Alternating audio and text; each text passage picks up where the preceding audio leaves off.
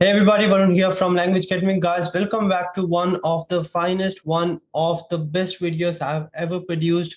In this video, what I'm going to do is I am going to share all my experience having taught more than 10,000 students in the last 3 years and have taken the exam more than five times, scored a perfect 90 every time.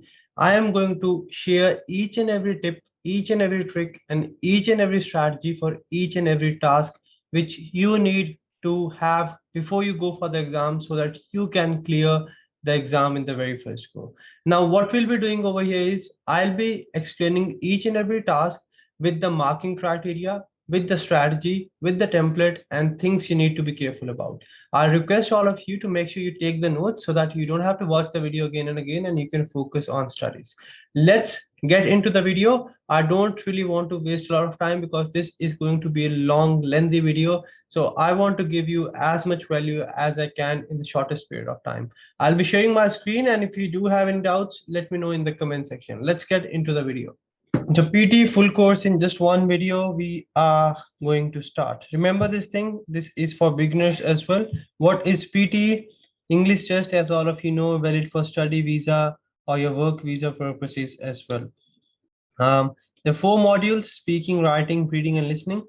The 20 different types of tasks, and then there is integrated scoring, means speaking is not independent, or writing is not independent, or reading is not independent. Speaking is going to give you points in reading, reading is going to give you points in writing, writing is going to give you points in reading, listening is going to give you points in writing. So everything is interconnected. That is very important thing you need to understand, because if you don't understand, you'll be focusing on the wrong areas. I'll be telling you with each and every task that which task is concerned with which area, so that it's very easy for you. At the time I'm making this video, we are in October 2021, but from 16th of November 2021, the exam will be 2 hours long. It's at the moment it's around 2.5, 3 hours long, and there will be no break from 16th of November as well. At the moment, we have an optional 10 minutes break, but it will not be there from 16th of November 2021. All right. Remember this thing, this is 120% a computerized exam. There will be no person who will be taking your exam, so you need to perform everything in front of the computer, and the system or the algorithm of or the computer is going to evaluate you. There is no human involvement as well. So it's very important that we place a microphone properly, because if there's a human will put an effort to understand what you're saying. But if it's not clear for the computer what you're saying, computer is not going to put any effort to understand. If it's not clear, you're going to lose points. So when you go and sit for the test, they'll give you an option to record your voice and then play it back to see there is no disturbance. Make sure you place your microphone somewhere here only, somewhere in between your face and chin, or you can keep it parallel to your mouth, but don't keep it in front of the mouth or too close to the mouth. If you do so, a lot of air is going to go into your microphone. That will create disturbance. If you're not sure, if you think the voice is not clear, ask for help. That's very important. Keep yourself comfortable before you go for the test. Make sure you drink water, you go to the washroom, you should be 100% comfortable. Along with that, you'll be given erasable notepad and a few markers, probably two markers. If they don't give you two markers, ask for extra marker. One thing which you need to be very careful about, the marker dries out very soon. So if you keep it open, if you don't put the cap back on, it is going to dry out and you are going to struggle. So make sure whenever you have the marker and you're not using it, you place the lid on the marker. So these are few things, and make sure you focus as well before you start. Now, as soon as you start, the very first thing, the very first module is your speaking, then we have got your writing, then reading, and then at the last listening. As soon as you start, the very first thing Pearson is going to ask you is for your personal introduction. Remember this thing, this is not evaluated. This is not a part of your exam, but this is just to get you started, just so that you can get into the flow. You'll get 25 seconds to prepare, and then you'll have 1 minute to speak about yourself. It doesn't really matter what you speak over here. It doesn't really matter what you speak over here. You can speak anything.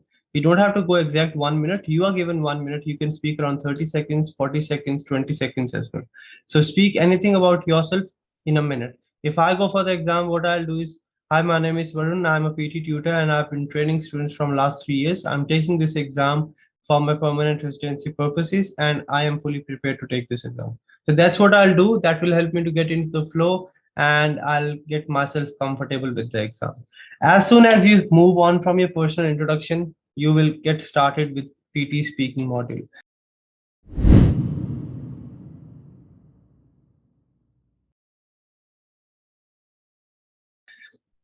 Now there are minor changes here.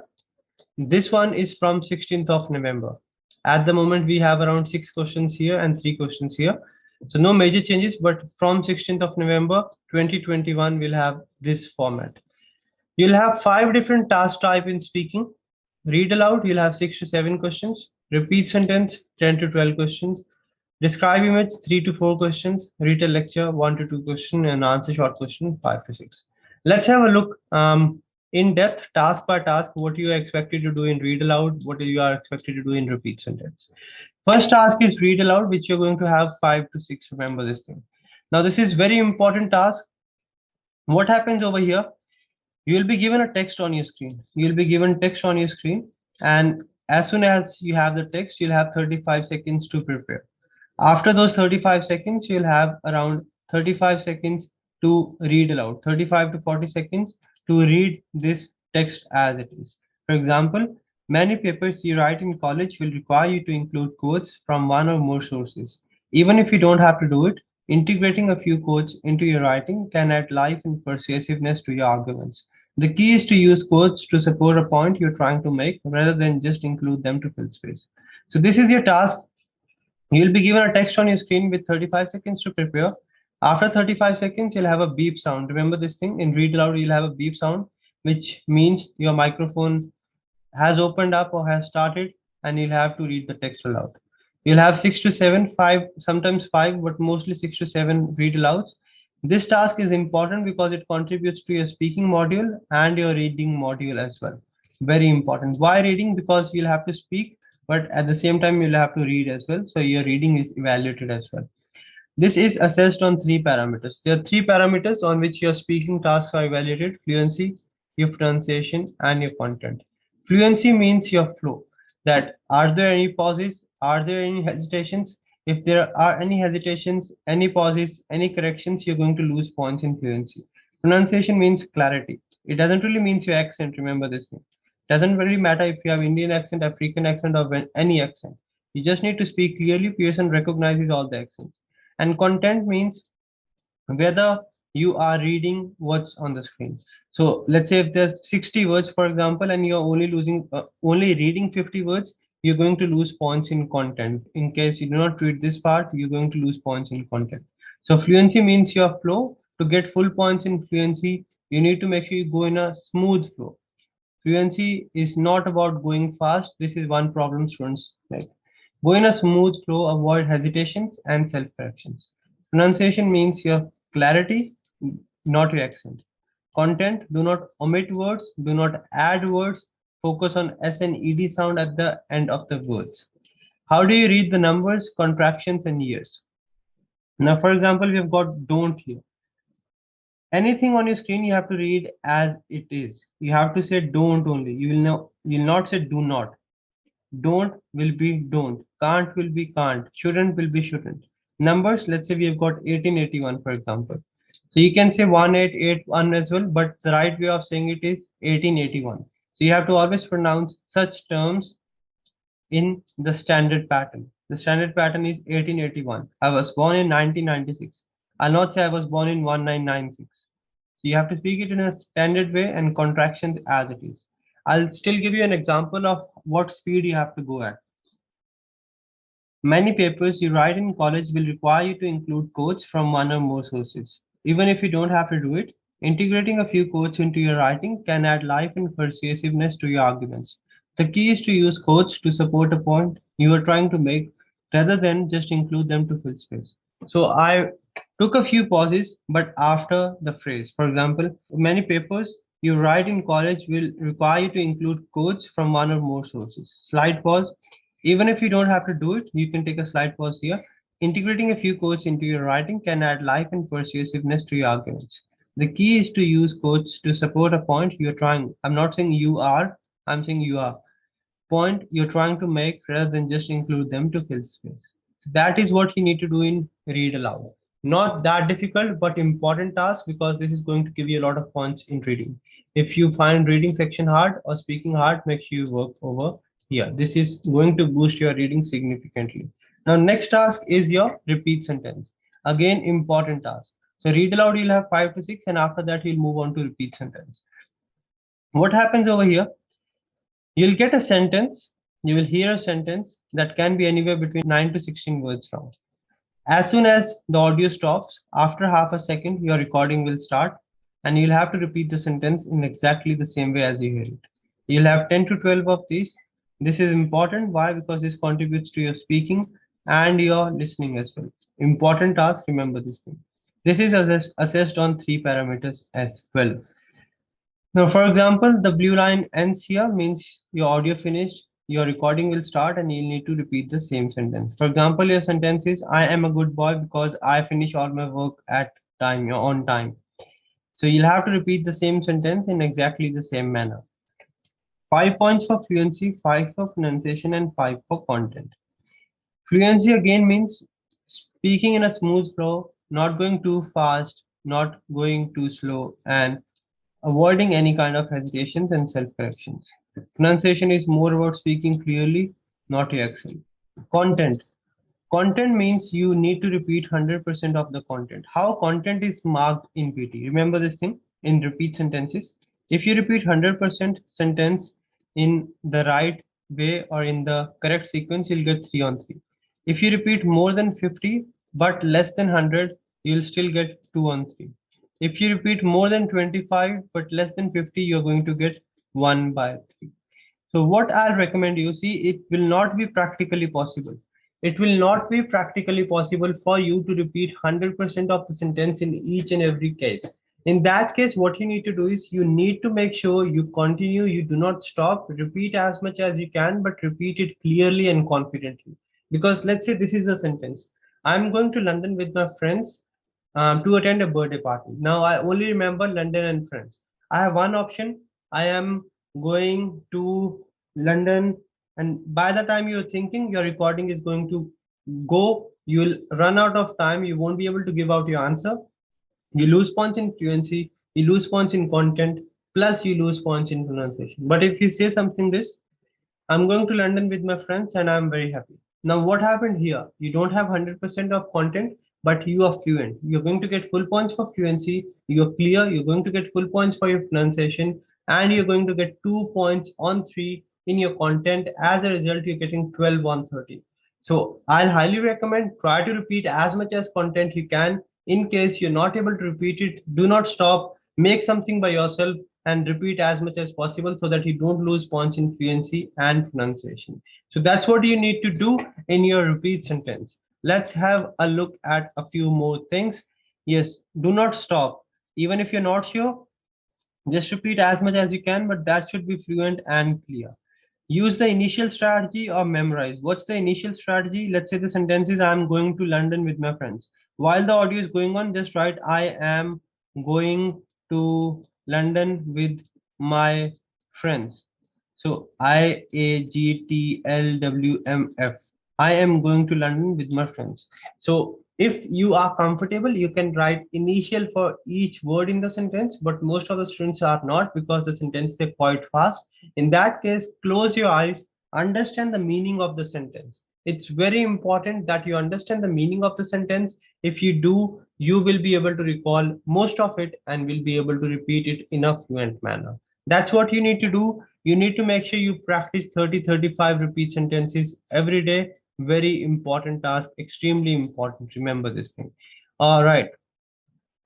See, it might be possible, or it can be a case that you're not able to get 100% what repeat sentences are. You can practice on languageacademy.com.au.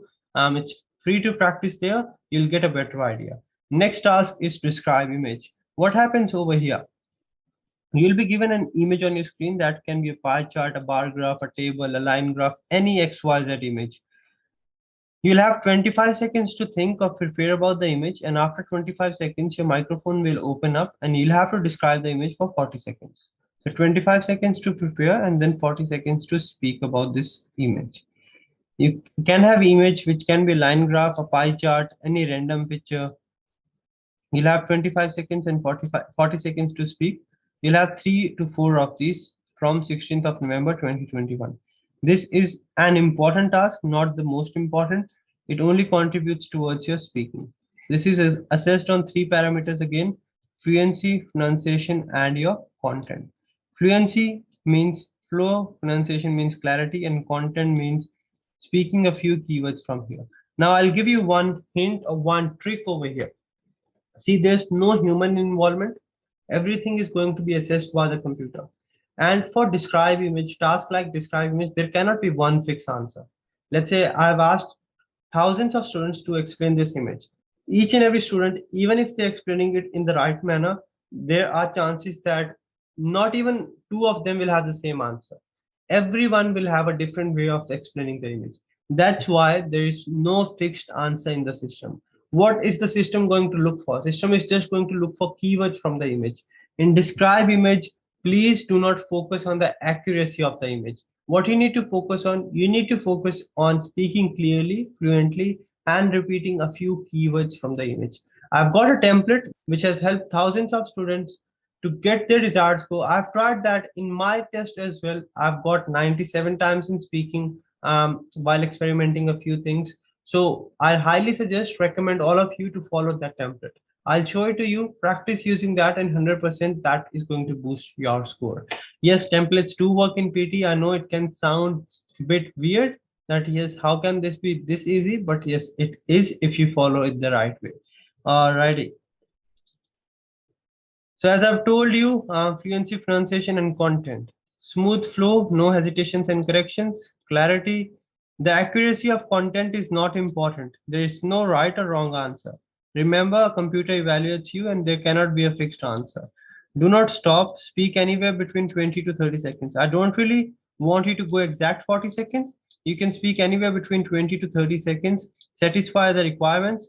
Satisfy fluency. How you'll do that? Speaking fluently, no hesitations, satisfy pronunciation, speak clearly, content, speak a few keywords from the image. Don't try to cover everything. Even if you're explaining this image accurately, you cannot explain everything in 40 seconds. So Pearson is not expecting you to cover each and everything. Pearson is expecting you to speak a few keywords in a clear and fluent manner. Use this template. The given image gives information about title. It is a very beautiful image and I have to speak for 40 seconds for this image. The different elements in the image, which are 1, 2, 3, I can also see 4, 5, 6. You can add another sentence here. I can see 7, 8, 9. Now 7, 8, 9, 1, 2, 3 are keywords, right? I'll just show you in a second how I explain it. One of the element is maximum, the other one is minimum. To conclude, the image is very informative. The image gives information about timetable. It is a very beautiful image and I have to speak for 40 seconds about this image. There are different elements in the image which are 9, 10, and 11. I can see statistics, lecture and psychology. I can see Monday, semester 1 and tutorial. One of the element is maximum, the other one is minimum. To conclude, the image is very informative. I understand that it might sound weird, but it works in the exam. I have tried. You can try it on the official Pearson mock test. That is exactly the same way your actual exam is evaluated. You can try it on Language Academy's portal. You will get a good idea and hold over this task. This task is very easy, not very important. Do not make a single mistake over here. You make sure that you follow the template and do it the right way. Very easy task, speak around 20 seconds, a few keywords from the image. If there's any word in the image you're not sure about, skip it. Because if you'll speak it and you'll speak it incorrectly, you're going to lose points in pronunciation and you're not going to get anything extra in your content because computer is not recognizing what you're trying to say. So make sure you don't mess this up, speak around 20 to 30 seconds and you are done. You can get 90 if you speak 35 seconds as well, but why I'm telling you to speak 20 to 30 seconds so that you are on a safe side. And if you will try to go exact 40 seconds or 35 seconds, you'll speak more and the chances that you'll have more mistakes. So that is something I really need you to work on and be careful about. All right, let's get back. So that was our describe image, 3 to 4 of these from 16th of November. All right, let me show you how I'll do this. Instead of saying the whole thing, I'll just say the given image gives information about management team. It is a very beautiful image and I have to speak for 40 seconds about this image. There are different elements in the image which are director, assistant to director and manager. I can see Michelle, Chris and Smith. one of the element is maximum, the other one is minimum. To conclude, the image is very informative. Now, I'm not sure how to pronounce this word. I'm not sure how to pronounce this word. I'll just say Smith, right? Even if you describe it accurately, you can say Mr. Smith or Miss Smith, or Smith is the customer relation manager. So this is a keyword as well. So be very careful, play smart, don't work hard. That is something I really need you to work on.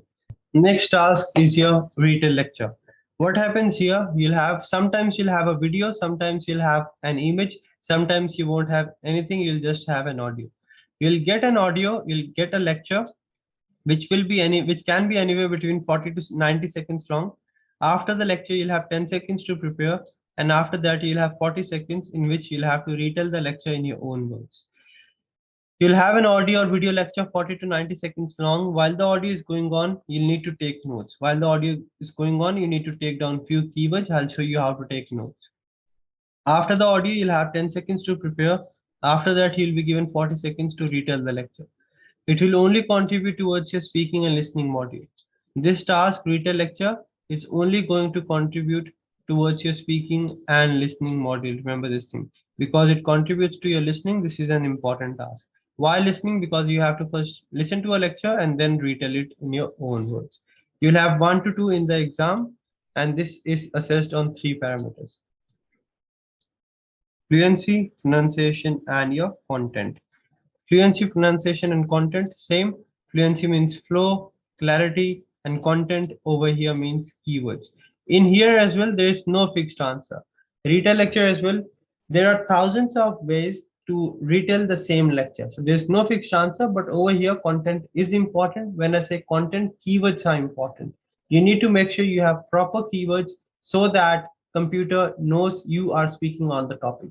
To get full points, 5 on 5 in your content, speak around at least 15 keywords from the lecture. I'll show you how you have to take notes and what template you need to use over here as well. So this is kind of a sample image or screen you'll have in your exam. You might have this image, you may not have this. If you do have, you can use these keywords as well. All right, I've already explained you, accuracy is not important, but keywords or content is important. There's no right or wrong answer. Computer is going to evaluate you. You do not need to focus on the meaning, but focus on the keywords. Speak around 25 to 35 seconds. Use the templates. Okay, one very important thing, right? One very important thing, grammar, repetition, vocabulary. Are these important in PT speaking? Remember this thing throughout your PT speaking, grammar, and repeating the same words. I'm not saying self corrections, but repeating one keyword or vocabulary is not important. I've seen so many students trying to complicate describe image and retail lecture, trying to use very high academic words, which they themselves are not really sure how to pronounce. Your grammar, your vocabulary, your accuracy is not really important when it comes to your PT speaking. What PT speaking is looking for your fluency, pronunciation, and content. There is no parameter which will evaluate your grammar or your vocabulary. What they're looking for, fluency, pronunciation, and your keywords. All right, let's have a look over here how you have to do your retail lecture. So we'll write down few keywords. This is how I always prefer taking down keywords. Break or divide your notebook into different parts: 1, 2, 3, 4, 5, and write down 1 word or 2 words or a short phrase here. So these are all my keywords. This is the template you have to use. Topic was the main topic of the lecture, so we'll use one keyword here. He told about 1, 2, and 3, one keyword, two keyword, three keyword. He told about 4, 5, 6. He also told about 7, 8, 9. He also told about this. He also told about this. To conclude, the lecture was very informative. Now, you might be thinking you that told. You're repeating a lot of things. Remember, there is nothing called vocabulary. You don't really need to use fancy words, and there's nothing called repetition as well. They are just concerned with the keywords. India was the main topic of the lecture. He told about population, rate of vaccination in government. He also told about sports and education. He also told about Olympics participation rate and literacy rate. He also told about rate of examination winners and runner-up. He also told about lockdown, COVID-19 exam cancellation. To conclude, the lecture is very informative. Now let's say the lecture is very short. Lecture is only 30 seconds, worst case. Or it's difficult, you're not able to write down everything.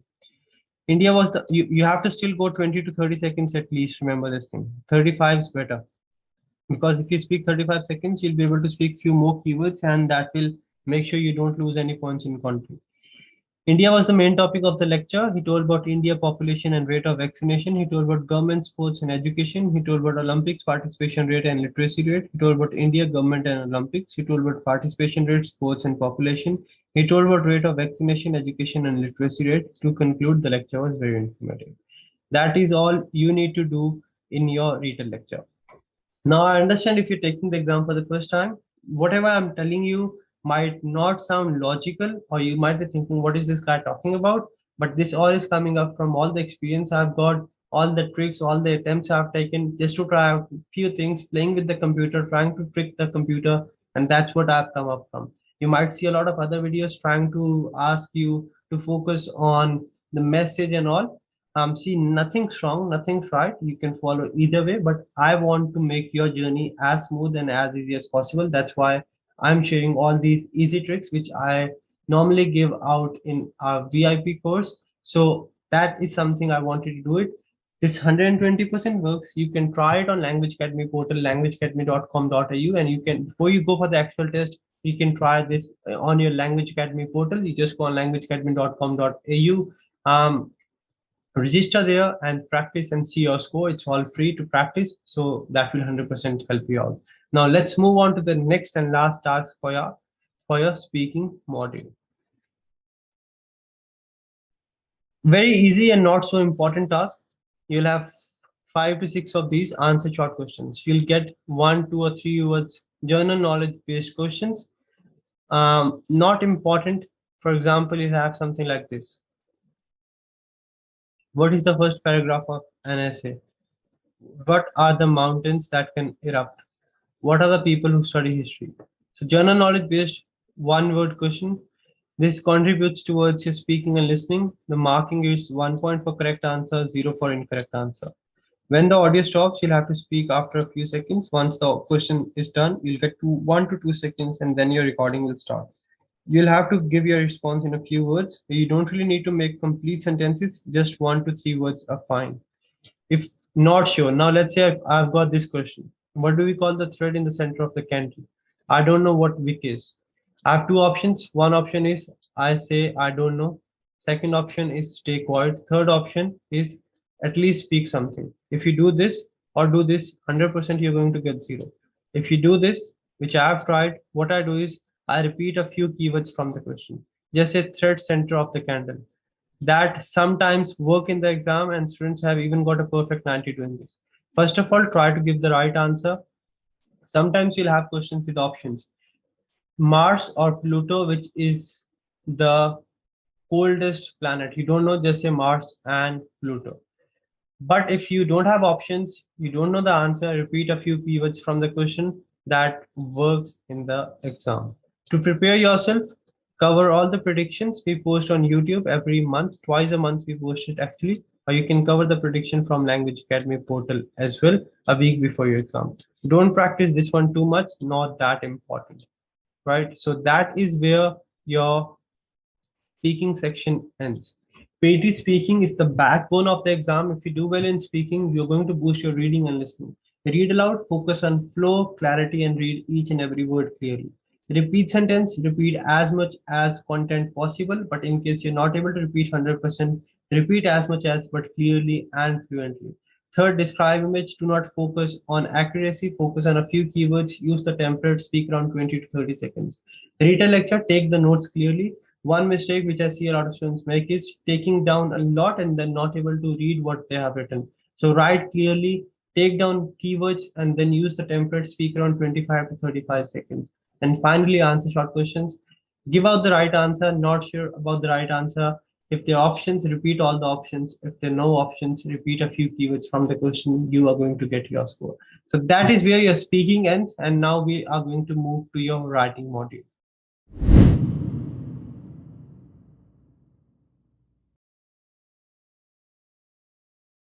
All right, we'll move on to our writing part now. Remember this thing, majority of your writing score is not from the writing module, it's from your reading and listening module. As we saw in speaking, read aloud contributes towards your reading, your repeat sentences, read a lecture, answer short question, they contribute towards your listening. Similarly, there are tasks in reading and listening which contribute a lot towards your writing.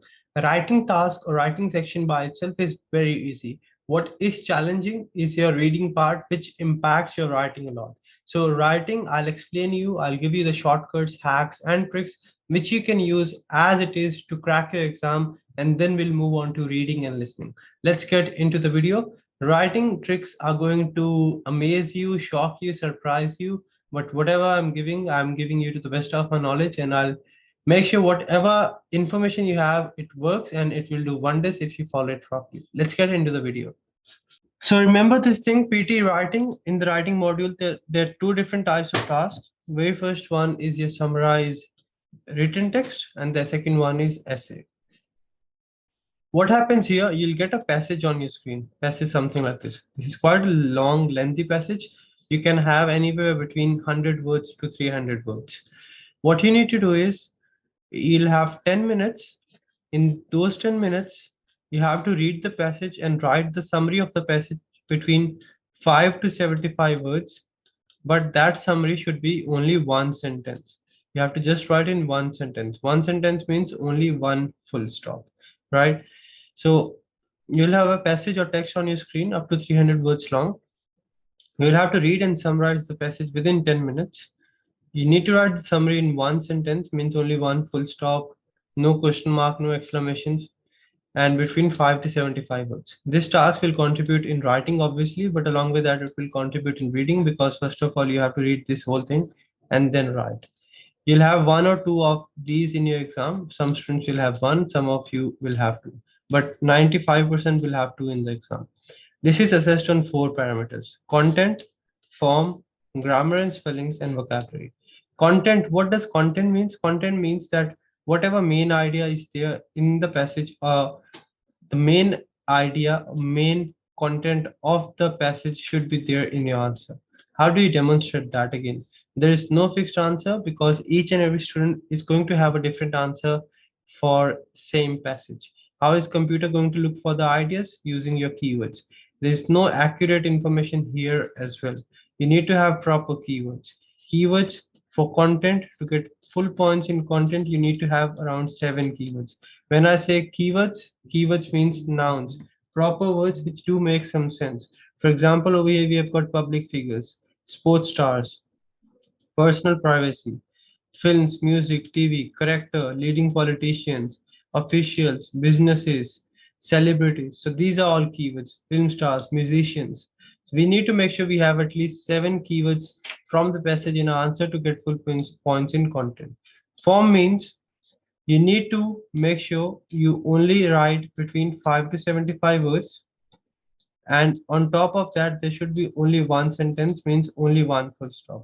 If you write more than one full stop, or if you have a question mark, or if you have an exclamation, you're going to get zero in form. And remember this thing, if you get zero in form, there will be no further marking, means you'll automatically get zero over here.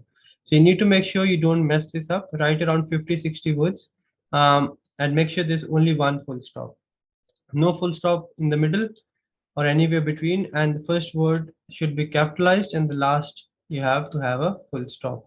Grammar and spellings, 2 points. You get 2 on 2 if there are no grammar or spelling errors. You get 1 on 2 if there's one grammar or spelling error, and you get 0 on 2 if there are more than one grammar or spelling errors. Vocabulary, you get 2 points for this as well. You don't really need to stress much about this. What you need to take care of: vocabulary, use academic words, use formal words, and don't use any kind of contractions. That's all you need to do in order to get full points in vocabulary. Now, how do you do this? Remember this thing, in summarize written text, you'll have the timer here. There's no rollover time. No rollover time means even if you finish this in 6 minutes, you'll not have extra 4 minutes in the next one. So it's always better to use full 10 minutes. First 1 minute, read the passage 1 to 2 minutes. Then next 5 to 6 minutes, write your summary, and then 2 minutes to proofread. Proofreading is very, very important. If you don't proofread, you're going to 100% have a few spelling errors and you're going to mess this up. Remember this thing, you can only have one full stop, not stops, one full stop, exclamation or question mark. You can't have one full stop and one question mark because question mark, exclamation, and full stop, they all represent end of a sentence. So only one full stop or a question mark or an exclamation. You have to write between 5 to 75 words. You're not expected to cover everything. Remember this thing, it's not possible to write 400 words in 30, 40, 50 words. This is the main idea. You just need to satisfy the marking criteria. That's your job. Means once you submit your answer, computer is going to evaluate your answer against the marking criteria. It's going to look for 7 keywords, full points in content, form 5 to 75 words, only one sentence, full points, no grammar errors, full points here, and no contractions, full points here. You can use exactly the same words or phrases or even sentences from the passage. There are two methods of doing this task. Method one is the ethical method, I'll say, and method two is the hack, which has worked for thousands of students. You can check out all the success stories on this YouTube channel or on our Facebook page as well. What is the first method? Read the passage, get the idea of what the passage is, and based on the idea, frame a sentence by yourself. So you read the whole thing, try to understand what the passage is talking about, and then write a sentence based on this passage. But it's practically difficult. You can do it, but it's difficult. Easy way is select 3 to 4 sentences, important sentences. When I say important, means the one with more keywords. You can select 3 or 4 sentences and join them using connectors. You can use and, furthermore, moreover, and then change 1 or 2 words. I'll show you what I've done. So this was our passage. Most of the times, first sentence will be important because it has got all the main keywords and it will introduce the topic. So I wrote public figures include politician, this from here till here. End of the sentence, comma, and another sentence. People have their own right to make informed judgments about the kind of leaders they have. That's it. From here till here. Another sentence, comma, furthermore, comma. Many celebrities actively seek media exposure in order to grow their careers, revealing to the media in many aspects of their personal lives. That's all. Now, if I'll try to add another sentence, I'll go more than 75 words, so you can just write 65 words. After that, what you can do is you can change a few words, 1 or 2 words, and you are done. That's all you need to do. Very easy task, not very high scoring, but at the same time, if you follow the trick, you are fine. See, computer, there's no fixed answer. Computer is not having any fixed answer. Computer is having a set of keywords. You need to address or satisfy the marking criteria. What you're going to do is look for a few keywords, write those down, and you need to make sure you satisfy the marking criteria. 6 to 7 keywords. Then you have to make sure you write one sentence between 5 to 75 words, no grammar or spelling errors, and no contractions. Change a few words, and you are done. That's all. Play smart, don't work hard. That will be a summarized written text. That is your first task of your writing module, and then we'll move on to your essays. Let's get into the video. Let's see what we have got here in essay.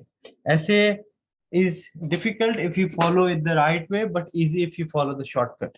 You'll find a lot of shortcuts. I'm trying to give you whatever I can, the best I can. PT writing, task 2, writing essay. You'll have an essay topic on your screen. You'll have an essay topic on your screen. You'll be given 20 minutes and you have to write an essay 200 to 300 words long. You'll type here, you'll have your word counter here. You'll have an essay prompt on your screen. You'll have to write 200 to 300 words in 20 minutes, not 20 minutes, 20 minutes. This task will only contribute towards your writing module. Summarize written text contributes towards your reading and writing. This will only contribute towards your writing.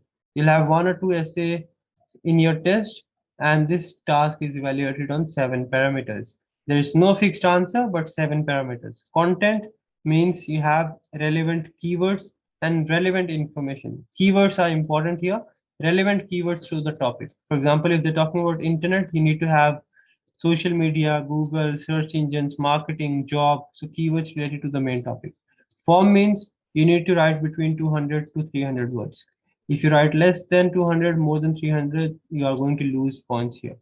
If you write less than 120 words or more than 380 words, what will happen? You are going to get 0 in form and there will be no further marking. This will not be evaluated. So you need to make sure you write between 200 to 300 words, ideally around 250 words. It's not that if you write more, you'll get more points. It's more about the accuracy. Quantity is not important, quality is important. Grammar, what do we mean by grammar? Grammar means whatever answer you have got, there shouldn't be any kind of grammatical error. Whatever you have written should be 100% accurate. If you have one error, you're going to get 1 on 2. If you have more than 1, you're going to get 0 on 2. How to avoid grammar mistakes? If you're not sure about a sentence, don't write it. Write a simple sentence. Spelling again, similarly, one spelling error, 1 by 2, more than 1, 0 by 2. You need to be very careful about one thing, that you don't mix UK and US spellings. UK spelling are something which we use in subcontinent. UK, for example, we write organize with S. Here we write Z. Here we have color COLOUR. Here we have COLOR. So you need to be very careful with spelling. Vocabulary, make sure only academic words, avoid contractions, and then use synonyms wherever possible.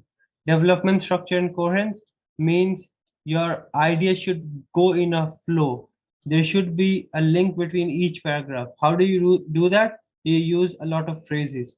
The template I'm going to give you will help you satisfy this and this as well. Linguistic range means having academic words, strong words, a few fancy words, which we are going to cover in the template. Now, what you need to cover or take care in essay before I give you the template. You're expected to write between 200 to 300 words. You can write anywhere between 250 to 270 words. If your typing speed is not that good, write around 200 to 220 words. You can have agree, disagree essay, problem solution essay, discussion essay. 30 seconds to read the prompt, 15 minutes actually. 15 minutes, I'll say, not 17 to write, and then 2-3 minutes to proofread. This is the most important part. Yeah, this is fine. Writing is good, but proofreading is superstar. Means if you mess up here, these 15 or 17 minutes are going to be worthless. Remember this thing. Focus should be on writing perfectly, but not writing the perfect ideas. When I say writing perfectly, there shouldn't be any spelling and grammar errors, and you should write the template properly. You'll need a few ideas, not too many. Satisfy the marking criteria and play smart. Very important, we play smart, we use the template. Now let's have a look at the template, guys. This is Language Academy's proven essay template. Topic has become an integral part of the rising debate in the present world. So whatever our topic will be. While proponents of the argument are in favor, however, the opponents are completely against the relevance of the topic. In my opinion, XYZ has more positive impacts than negative. To commence with, there are a number of arguments in favor of my belief. The most prominent one is that the one positive. Let's say I'm saying, in my opinion, mobile phone has more positive impacts than negatives.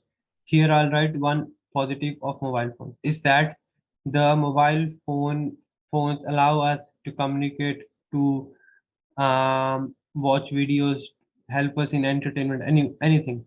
Then we'll give an example. According to the research conducted by Western Sydney University, more than 90% of the students are in favor of mobile phones. Secondly, another advantage. Then we'll move on to the other side.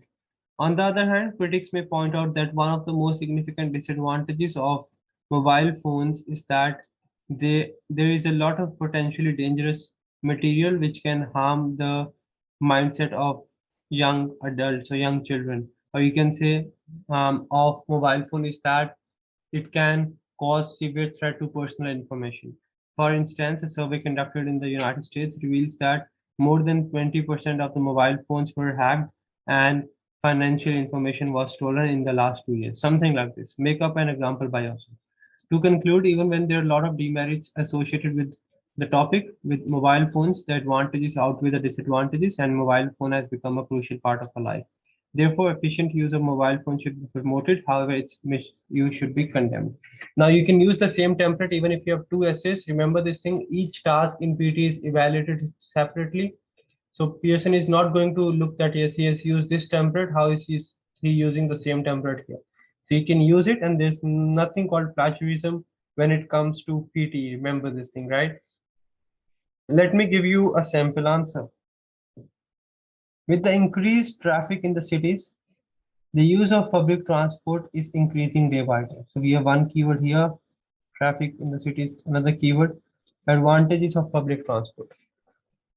Use of public transport or using public transport or simply public transport has become an integral part of the rising debate in the present world. While the proponents of the argument are in favor, however, the opponents are completely against the relevance of public transport. In my opinion, public transport has more positive impacts than negatives around the world. If you don't want to repeat it, you can write public transport such as bus and cars. That way, you'll add a few more keywords related to the topic. To commence with, there are a number of arguments in favor of my belief. The most prominent one is that public transport, such as bus and train. See, I'm trying to make it relevant. I'm trying to add a few keywords because whenever we talk about public transport, we also talk about bus, train, cars, ferries, and all. Okay, first advantage is the most prominent one is that public transport, such as bus and train, are cheaper and convenient to travel. That's it, one advantage, and then example for the same. According to the research conducted by Western Sydney University, that's my university, more than 70% of the users were in favor of the benefits provided by public transport. So that's it. I'm saying cheap and convenient, and according to research, more than 70% people agreed that yes, there are a lot of benefits.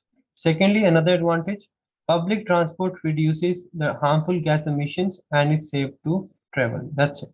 So gas emissions go down and safety is higher. Now we'll talk about negatives here. On the other hand, critics may point out that one of the most significant disadvantages of using public transport is that it is overcrowded and unhygienic. So, negative is overcrowded and not clean, which can result in a number of serious consequences. For instance, a survey conducted in the United States reveals that 90% of the commuters complained regarding high waiting time and uncomfortable experience. Or you can say regarding the cleanliness, comma, high waiting time and uncomfortable experience. That's it. We are done. To conclude, you can give another reason here, but because I'm saying advantages are more, that's why I told about two advantages and one disadvantage. To conclude, even when there are a lot of demerits associated with the use of public transport, the advantages outweigh the disadvantages and it has become a crucial part of our life. Therefore, efficient use of trains and buses should be promoted. However, its excessive and misuse should be condemned. And that is it. We are done with essay. Sounds easy? Yes, it's easy if you follow it the right way. If you play smart, it's difficult if you try to go too logical. Follow the templates in summarize written text and your essay. You are going to boost your writing. But remember this thing, your summarized written text and your essay are not the only two areas from where you're going to get your points in writing. Writing is primarily from your reading and listening module. Yes, summarized written text and essay will contribute around 20% or 30% of your writing scores. Rest 60 to 70% of your writing score are going to come from your listening and reading part. So we have to make sure we focus on reading and listening as well. So this is where we'll finish off our writing part and we'll move on to our reading. But just to recap, summarize written text, take 3 to 4 sentences, join them using connectors, change a few words. If you don't want to do that, you can read the whole passage, understand the message, and then write a summary based on the understanding. But based on the understanding, what you need to do is you need to make sure you have around 7 keywords, no grammar and spelling errors, and between 5 to 75 words, only one sentence. In essay, make sure you take 1 minute to read, half a minute to read, and then 15 minutes to write, 2 to 3 minutes at least to proofread so that you can make sure there are no spelling, no grammar errors. Because template by itself will not get you the score. You need to use the template properly and make it work for yourself. You need to make sure that there are no grammar errors, no spelling errors. Plus, on top of that, you are well aware of all the words and phrases in the template. If you do so, 100% you're going to boost your score. Last tip in your essay, make sure you include all the keywords given in the essay prompt in your answer. That way, computer knows that you are addressing all the things, whatever you have been asked for. So that is it. Now we'll move on to our reading module, a slightly challenging module.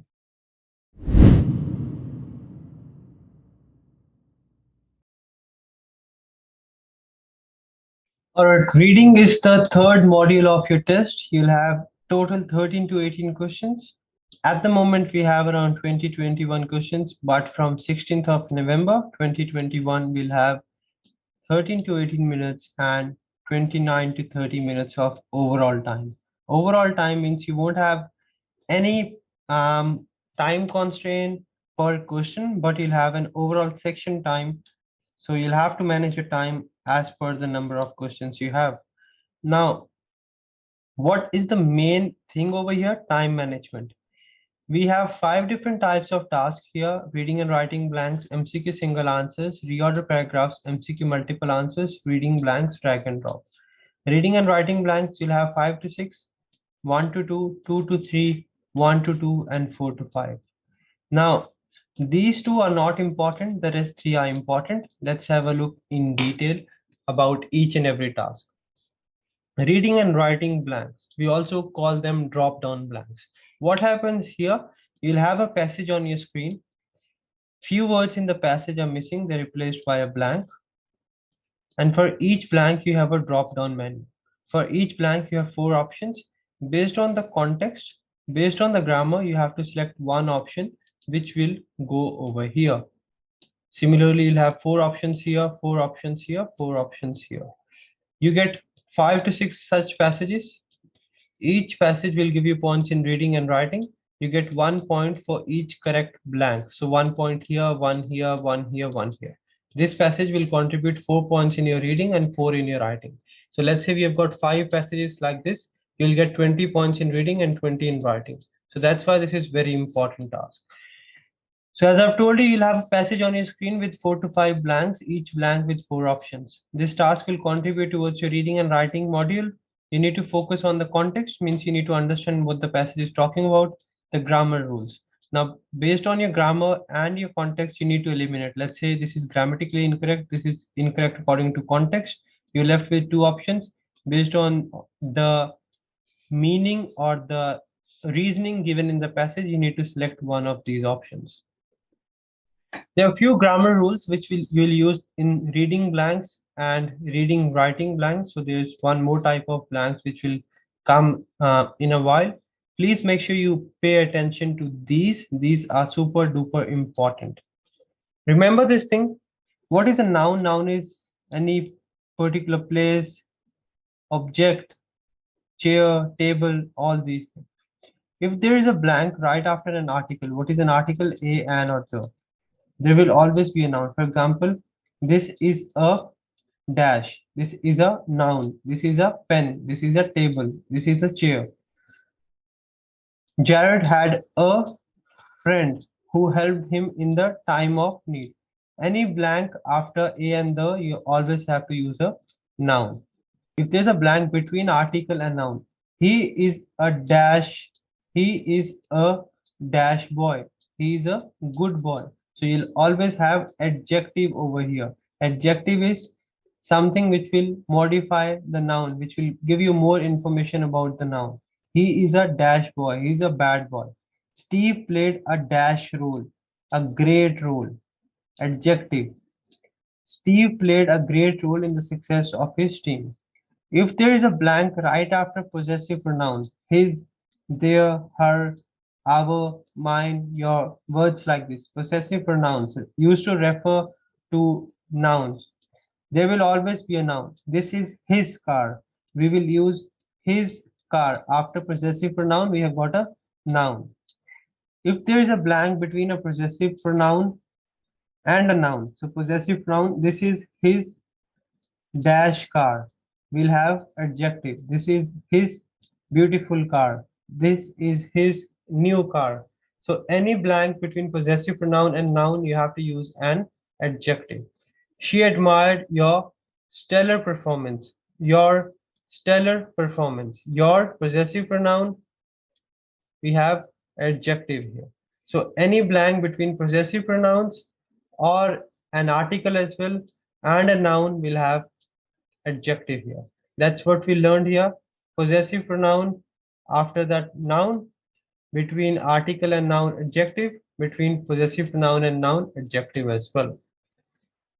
If there is a blank right after helping verb, is, am, are, was, were. So these are helping verbs. He is a dash or he is dash, not a will be article. There will be either third form or continuous form of the verb. Helping verb will always go with ing or ed form. This he is playing. John is playing is ing form. Active voice, you're more likely to use ing form. Passive voice, you're more likely to use ed form. With is, am, are, was, were in active form ing. He is writing a book. We were. This is passive. Passive and active, what's the difference? In active, you have the person first. In passive, you have the object first and then subject afterwards. We were not stranded in the mountains because of landslide. So helping verb, after that you'll use third or continuous form of the verb. If there's a blank right after the words be or been, there will be again third form or continuous form of the verb. They have been trying to solve, ing form. You'll never say they have been tried to solve. They have been trying to solve the problem for 2 hours. The project will be completed, will be not complete, will be completed by next month. If there is a blank right after the word to, always first form. I'm here to play cricket. I'm here to represent my client, not to representing my client. Certain measures must be taken to rectify the situation, not to rectifying the situation. So these were a few grammatical rules you need to use. If you have these grammar rules in mind and if you implement these while practicing and use the elimination strategy plus understand the context properly, 100% you're going to have a high accuracy rate in your reading blanks. Now let's have a few more tips which you need to use in your reading blanks. All right, do not spend more than 2 minutes per passage. One passage, 2 minutes maximum. Remember this thing, once you click next, once you move on to the next question, you cannot come back. So you need to be very careful about this. Do not spend more than 2 minutes per passage.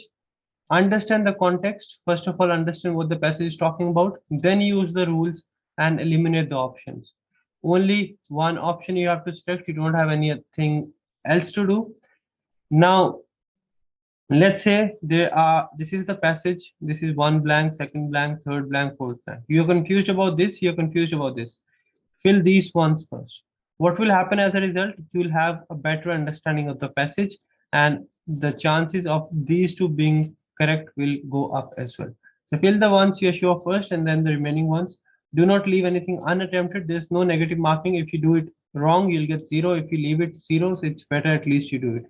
This will contribute in both reading and writing. Why in writing? Because you use a bit of your grammar here. That's why. You need to practice these 20 every day. This is one of the tasks you will find slightly difficult, but this is super important, right? This is where you need to, I've given you tricks, templates for each and everything till now, but here you'll have to practice a bit. That is something which will make you better. But I've given you grammar rules, which will obviously help you in each and everything. All right, so these were our reading and writing blanks, 5 to 6 of these. Next task, MCQ multiple answers, not so important. I always ask all my students not to worry too much about this. You'll have a passage, a text, a few images sometimes, a question, and 5 to 7 options. Because these are multiple answers, more than one option is correct. If you have 5 options, you'll have either 2 or 3 correct. If you have 6, 2 or 3 correct. If you have 7 options, at least you'll have 3 correct and maximum 4 correct. But normally you'll have 5, 6 options. In here we have got 1, 2, 3, 5, 6. Yes. So what you need to do here, you first of all, please don't read the whole thing. Read the question, identify the keywords, and then find the information here, compare the information with each option, and then select the one which is correct. Remember this thing, most of the time correct answer will be paraphrased because they're checking your reading skills as well. Reading MCQ multiple answers, do not spend more than a minute per passage. This is not important. I don't want you to waste time here. Read the question, highlight the keywords, locate the information, and compare the information. There's negative marking here. You get 1 point for each correct selection, -1 for each incorrect selection. But minimum you can get is 0. Let's say you have selected two options, both are incorrect, you won't get -2 overall, you'll get 0. What I always recommend is if you find it slightly difficult, always select one option. That way, because one option is easy to locate and at least you'll get one on two. If you'll try to be a bit greedy, you'll try to get more points. You may get 2 on 2, but chances are you'll mess up the second option, +1, -1, you'll end up getting 0 and you'll waste your time as well. So select one, get something out of it and move on, because even if you mess this up, you can get your desired score. You can get 79 plus as well. But if you waste a lot of time here and you're not paying attention to what's coming after this, you're going to mess it up. This task only contributes in your reading. I'll show you how to solve it. Which of the following statements are correct? These statements, which of the following are correct with reference to colors of the flag? So they're talking about which all statements are correct according to the colors of the flag.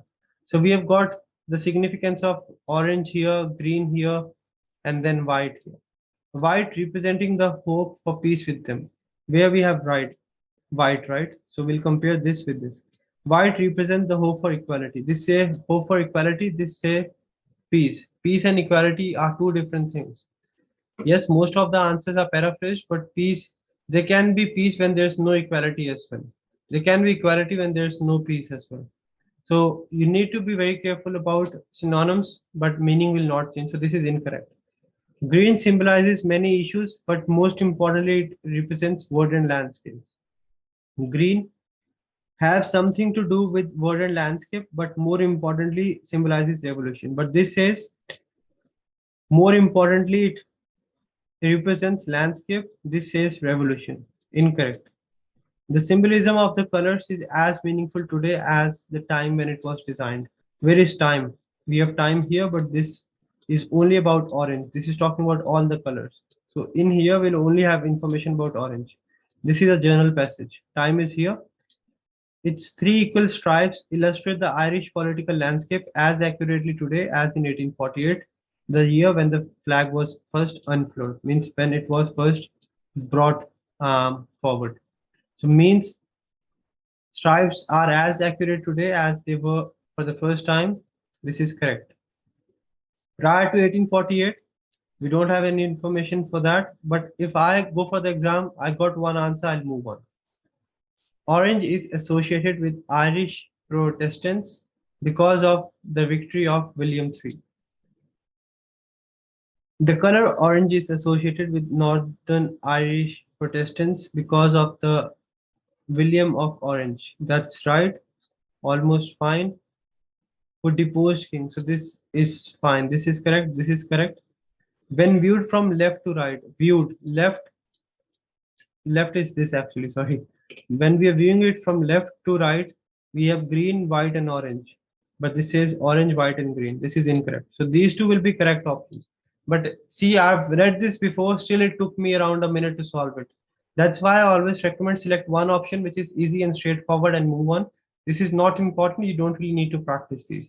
Again, read this first, locate the information, compare the information, select the one which you find correct, select one and move on. It's better and safe. And remember, most options or correct options will be paraphrased. When I say paraphrased, it means meaning will be same, but words will be different.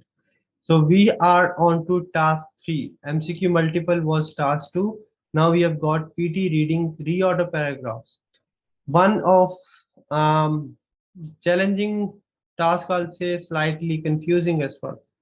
You'll have 4, 5, or 6 sentences here of a paragraph, and all of these are in jumbled order.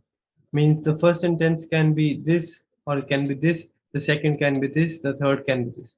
What you need to do is you need to read all of these, you need to read all the passages and all the sentences actually, and based on the understanding of the context and using the rules, you need to arrange them here in the correct sequence.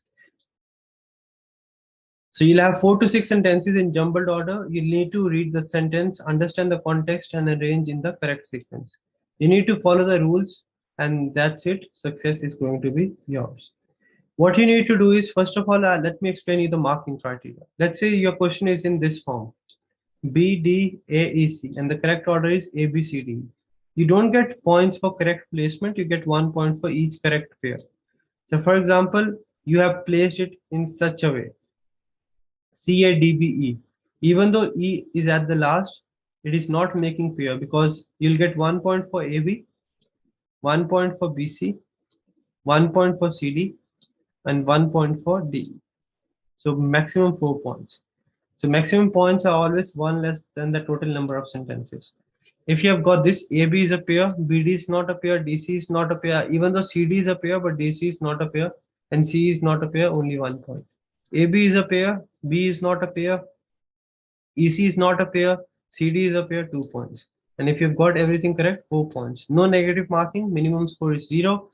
You are only evaluated, or this is only evaluated based on your reading, and you'll only get points in reading. No negative marking, so you don't have to ever leave this task unattempted. So what I'm going to do is I'm going to give you all the rules, all the strategies which you need to use whenever you do your reorder paragraphs. I have given this one in one of the videos before as well, but I'll request all of you to please write each and everything down so that whenever you solve reorder paragraphs, you know what you need to aim for, what is important, and what are the things you need to be careful about. Very important. Please note it down. I request all of you. All right, let's have a look here. Strategy one. First thing, what you need to do is as soon as you get 5, 4, 6, 7 sentences, whatever it is on your screen, you need to find an independent sentence. Independent sentence will be the first sentence of your answer. A sentence which introduces a topic, can stand out by itself and is not dependent on any other sentence for any kind of information. Independent sentence basically is a complete sentence. For example, if I say he's a good boy, you can't just say he's a good boy. Before that, you need to say who he is. You need to say, um, I have a friend named Varun. He's a good boy. So I have a friend named Varun can be a complete sentence, but this won't be a complete sentence because it is dependent on any other sentence. How do you identify an independent sentence? This will give you a general idea and will introduce the topic. General idea means not too deep or not in-depth information. It will mainly consist of and will introduce a person's name, any technical term, any book title, any research, any place, situation, or concept.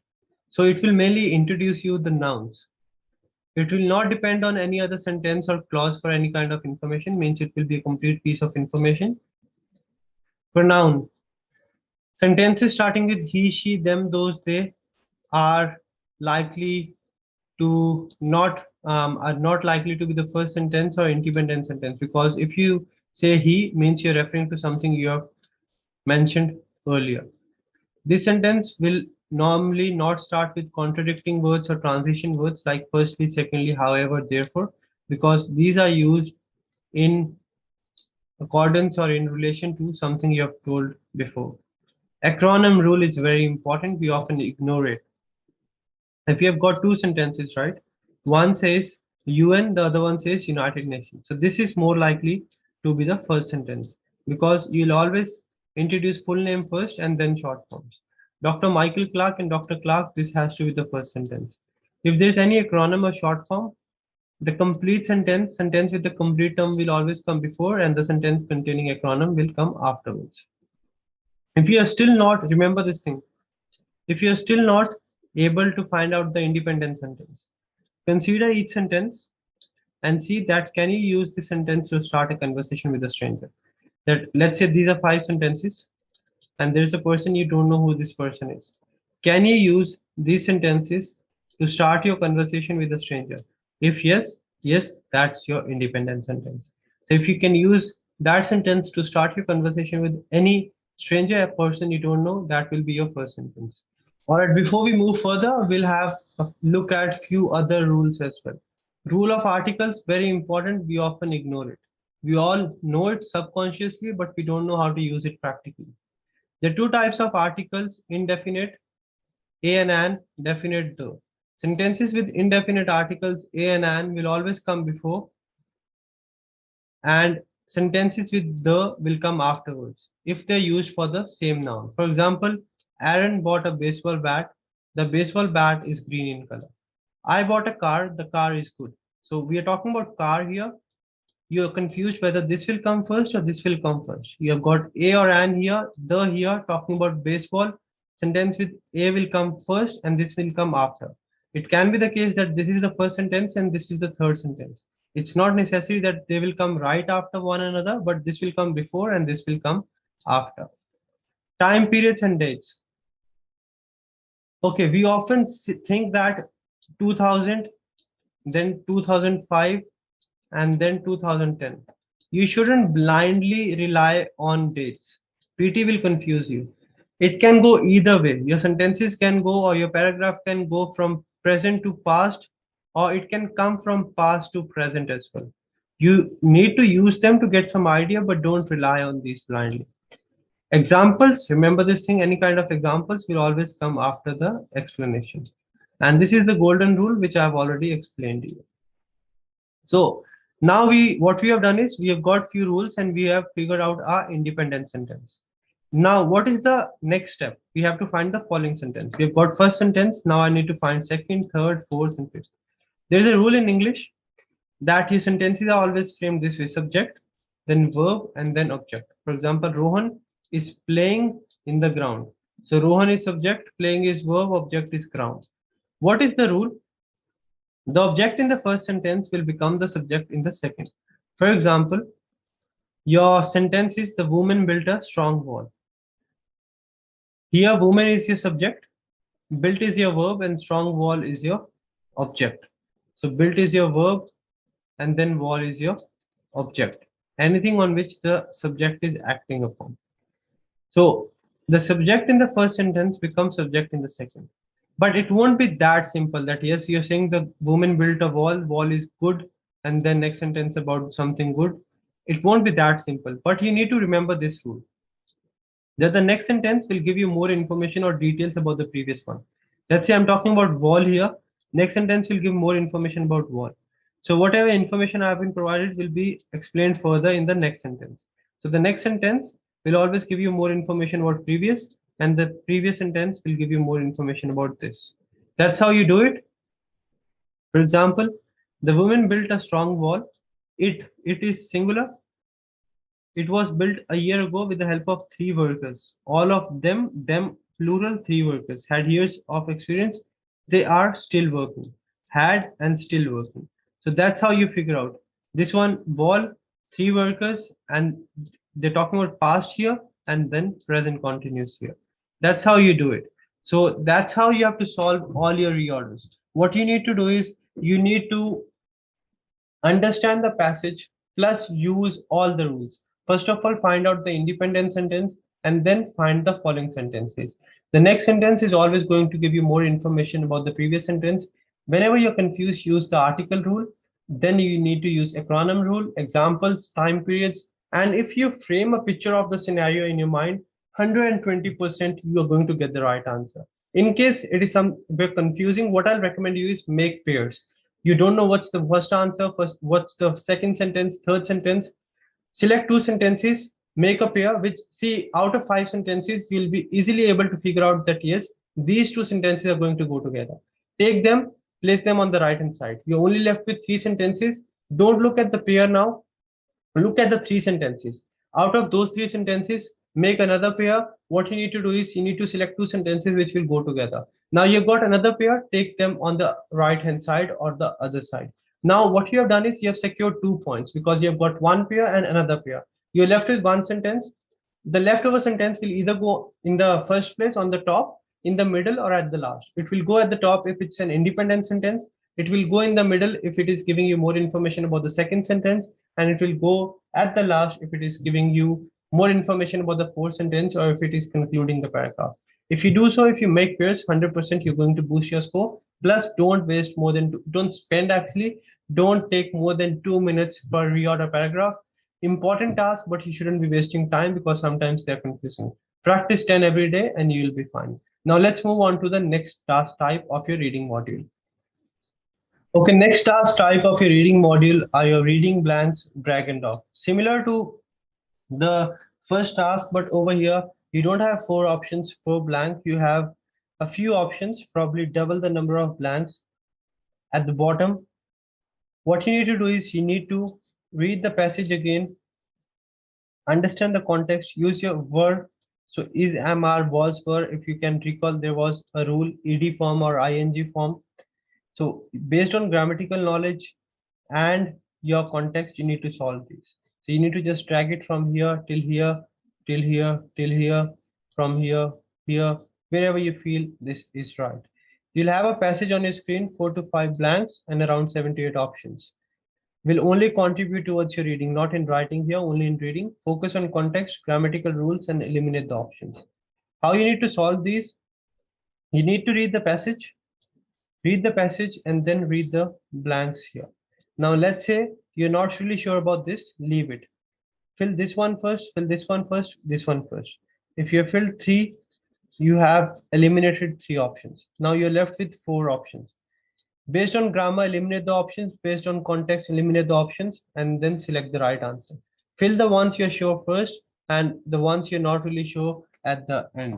What you need to take care of here, do not spend more than 2 minutes per passage. Understand the context, use the rules and eliminate the options. Fill the ones you are sure, do not leave anything unattempted. 20 every day and contribution only in reading. The rules which I have told you earlier, same rules are going to be applied here. You need to practice 20 here and that's how you'll be able to solve. But be very careful with the rules. Rules are very important. I've got other videos where I did live sessions where I solved all the reading blanks. So you can refer to those if you're still finding hard or struggling a bit in this task. But if you follow the rules and understand the context, you'll be fine. Now we'll move on to the last task of our reading module. PT reading task number 5, MCQ single answers. Not important. You don't have to spend a lot of time. Similar to MCQ multiple, you'll have a shorter text here, around 80-90 words. Then you'll have question and you'll only have 4 options. Only one answer is correct. Read the question, find the information here, and then compare the information with each and every option. Remember, correct option is mostly paraphrased. Do not spend more than 1 minute per passage. Read the question and highlight the keywords. Locate the keywords, compare and select the answer. 1 point for correct answer, 0 for incorrect, and only contribution in reading, not very important. Now let's solve this and I'll show you how to do it. According to this text, how do excise taxes differ from tariffs? So we need to find the difference between excise taxes and tariffs. Let's see where excise taxes are. Excise taxes are here. Where are tariffs? They differ from tariffs. Easy one, huh? Sometimes you'll have easy, sometimes you'll have difficult. Excise taxes are governmental levies on specific goods produced and consumed inside a country. So these are excise taxes. They means excise taxes differ from tariffs, which usually only apply to foreign made goods. Now there's a comma and means this is a separate clause. We only need to read here. Means what's the difference between tariffs? Tariffs are only applied to foreign made goods, whereas excise taxes are applied on specific goods produced and consumed inside a country. Excise taxes are levied on all products. No, not on all products. Products which are produced and consumed inside a country. Incorrect. Excise taxes are levied on specifically identified commodities. Okay. Specific goods. While tariffs apply to all goods, tariffs only apply to foreign made goods. Incorrect. Excise taxes are levied on goods produced and consumed in one country, inside a country, that's fine. While tariffs apply to imports, foreign made goods are basically imports. This can be the right answer, but let's eliminate this as well. Excise taxes are levied on goods to which sale tax. There's no information about sale tax, you know, out of the information which we need. So this is incorrect and this is fine. See how they replaced imports with foreign made goods and you've got the right answer. So that is the end of your reading. Reading is important. What you need to practice 20-20 reading blanks, reading writing blanks, and 10 reorders. Don't stress too much about MCQ single and multiple answers. Reading is very, very important because reading is going to boost your reading section itself and your writing section because around 20-25 points are going from your reading into your writing module. And reading, writing blanks and reading blanks can be slightly difficult if you don't practice. There's no shortcut. You need to understand the context, follow the grammatical rules, eliminate the options, and get the ones which are correct. And then after that, fill the ones which are left. What you need to do is you need to make sure you practice every day, plus every day revise all the rules I've told you. If you revise for 5 days, everything is going to be super quick and easy for you. Time management is important. I request you, please MCQ single and multiple, even if you mess them up, you can still get your score. But reading blanks, reorders, if you mess those up, you're going to struggle a bit. So you need to make sure you don't spend too much time on MCQs. Reading blank, reading, writing blanks, reorders, 2 minutes maximum per passage, and 1 minute maximum worst case for MCQs. If you're not able to solve anything within 2 minutes for reading blanks and reorders and 1 minute in MCQ, just give your best shot and move on. So that will be the end of your reading module. Now we'll move on to the last module, which is your listening.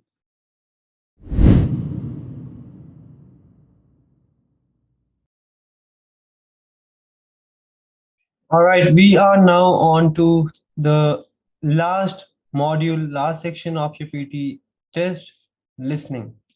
Very important, a bit tricky, but easy module. You need to be very smart here. You need to play very smart, especially with time, because you have 12 to 20 questions and you only have 30 to 43 minutes. This is the key point. If you manage your time, you are going to manage your score as well. There are 8 different types of tasks. 4 of them are very important, 4 of them are not that important. We'll start with summarize spoken text and then we'll move on to the rest of them. Listening is basically divided into 2 sections. Section 1 has summarized spoken text and section 2 has got the rest of the questions. Why 2 different sections? Because in here you'll have 10 minutes for each question, but after that you'll have an overall time. So let's say you have 40 minutes altogether and you got one of this. So you'll get, out of these 40 minutes, you'll get 10 minutes for this and then 30 minutes for the remaining or rest of the questions. So you have to make sure you manage your time over here. Along the way, I'll tell you how much time you have to spend, because some of the tasks are important, some are not. So we have to be very careful with each and everything. Let's start with the first task of your listening module, summarize spoken text. What happens here? You'll get an audio lecture. The lecture can be somewhere around 40 to 90 seconds long. While the audio is going on, you have to take notes. And after that, you have to type your answer, means you have to write a summary of the lecture in 50 to 70 words. You'll have 10 minutes to finish this task. Remember this thing, in those 10 minutes, the time of the audio is included as well. So it's not that you'll get 10 minutes to write. That is one thing students confuse themselves. So let's say the audio goes on for 2 minutes, so you'll only have 8 minutes to write. So be very careful. This is the timer. As I've told you, you'll get an audio lecture, any interview, any conversation, which will go for 40 to 90 seconds. While the audio is going on, you have to take notes as much as you can, try to write. Once the lecture stops, you'll need to write on the summary in 50 to 70 words. You'll have 10 minutes, not 20, sorry, 10 minutes to complete this task, and you'll get 1 or 2 summarized spoken text in your exam. This is very important task, very crucial task, because this is going to contribute towards your listening and your writing, and a good portion, good size, good points in your listening and writing module. That's how your screen is going to look like. This says your audio will start in 6 seconds. Once this finish, you have to start writing. Write between 50 to 70 words within 10 minutes. This is marked on 5 different parameters. One summarized spoken text in total is 10 points. You get 2 points for content, 2 for form, 2 for grammar, 2 for spellings, and 2 for vocabulary. You need to make sure that you maximize your points here, because you'll get points in listening and writing from here. Now I'll explain you each and every parameter.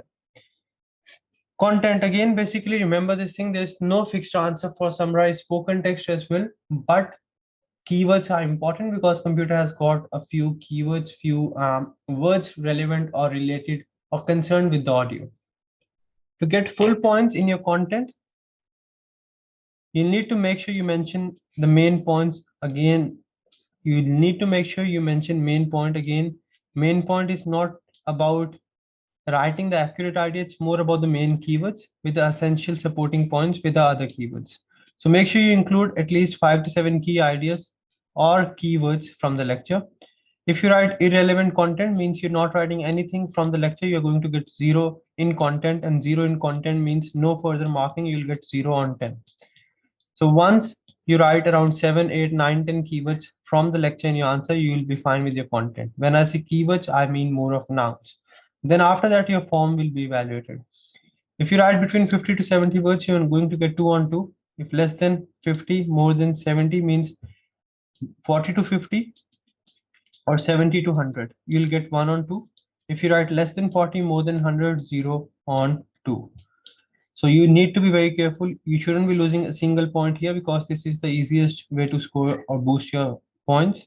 Ideally, write around 65 words. Grammar, if there are no grammatical errors, 2 on 2.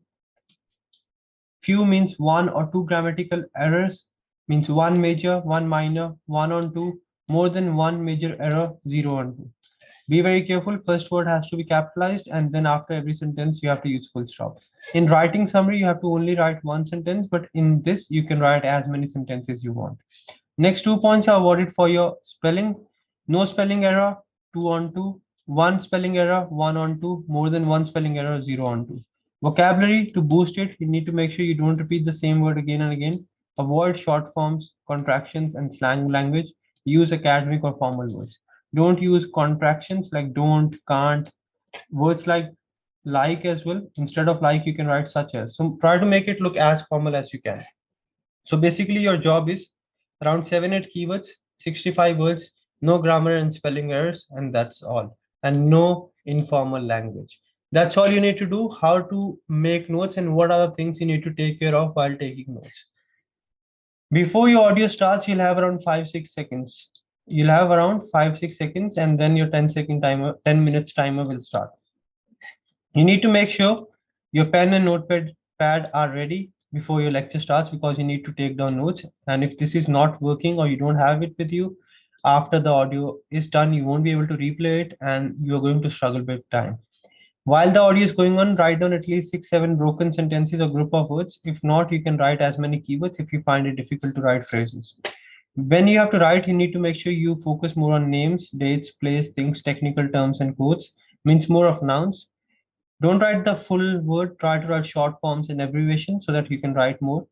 If you skip something, means the audio is too fast, don't try to recall it and move to the next point. Ignore any kind of mistakes or spelling errors you make while taking notes.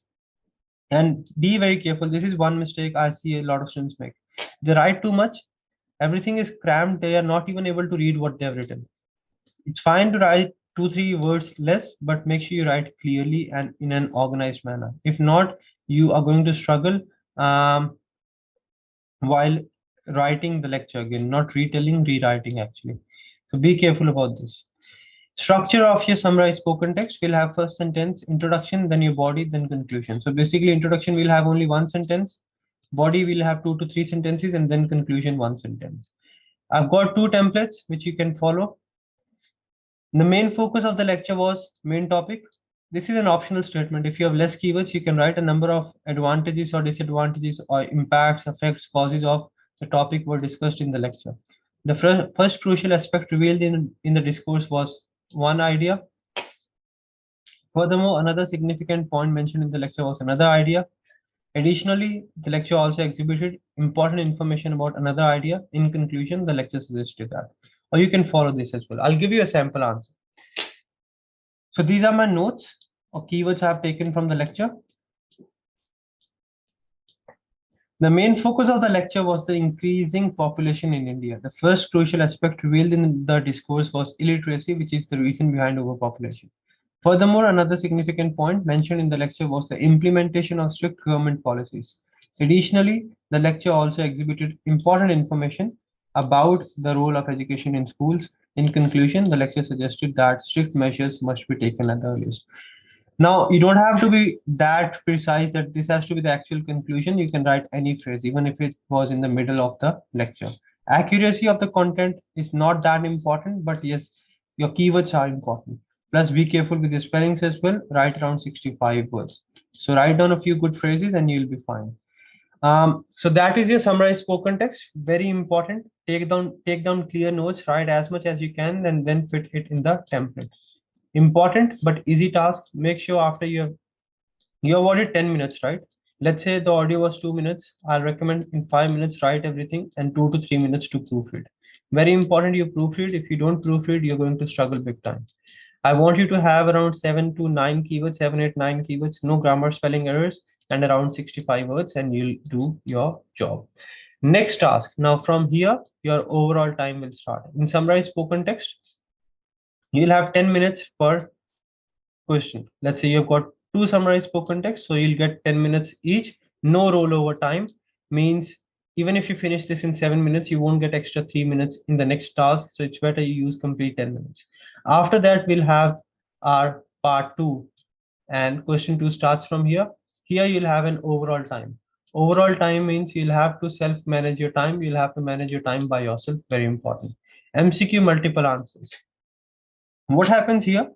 Similar to reading MCQ multiple answers, but here you won't have any passage, you'll have an audio instead. The audio can be anywhere between 30 to 90 seconds. You'll have 5, 6, or 7 options along with the question. According to the question and the lecture, you need to select the correct options. Probably 2 or 3 options will be correct, not one, because these are multiple answers. What you need to take care of, you need to take care of this. As soon as you get this particular screen or options on your screen, you'll have 5, 6 seconds before your audio starts. In these 5, 6, 7 seconds, read this thing clearly. Don't read the options. Which of the following closely represent the ideas expressed by the speaker? You will get some idea that what part of the lecture you need to focus on. For example, the question is, which of the following most closely represent the ideas expressed by the speaker about Australia? So you're clear that yes, you need to focus on Australia in the lecture. Now, while the audio is going on, keep on listening to the audio clearly and keep on skimming the options as well. Don't just go behind the keywords. Don't think that yes, the person said conflict in the lecture and conflict is here, I'll just select this. No, you need to be very careful that you need to understand the meaning. You don't have to go behind the keywords, understand the meaning. Focus on the meaning, not the keywords. Remember this thing, correct options are mostly paraphrased. So don't go behind the keywords, go behind the meaning. Read the question before the audio starts. After the audio, do not spend more than 10 to 20 seconds. If you do so, what will happen? You will run short of time. You'll be falling short of time for your last questions. And if you miss those, it's very hard to get the score. If you mess up your MCQ multiple answers, that's fine. You can still get your score. This is not an important task. I don't really want you to focus here because you're going to get 1 or 2 of these, and this is only going to give you 1 or 2 points in your listening audio. So you don't have to worry too much about here. This negative marking, you get 1 point for each correct option, -1 for each incorrect option, minimum is 0. Let's say you have selected 2 options, both are incorrect, you won't get -2, you'll get 0 overall. So negative marking is within the question itself. If you're not sure, I'll always highly recommend only one option. Even if you select one option and that's correct, you can easily get the score. And this task only contributes towards your listening.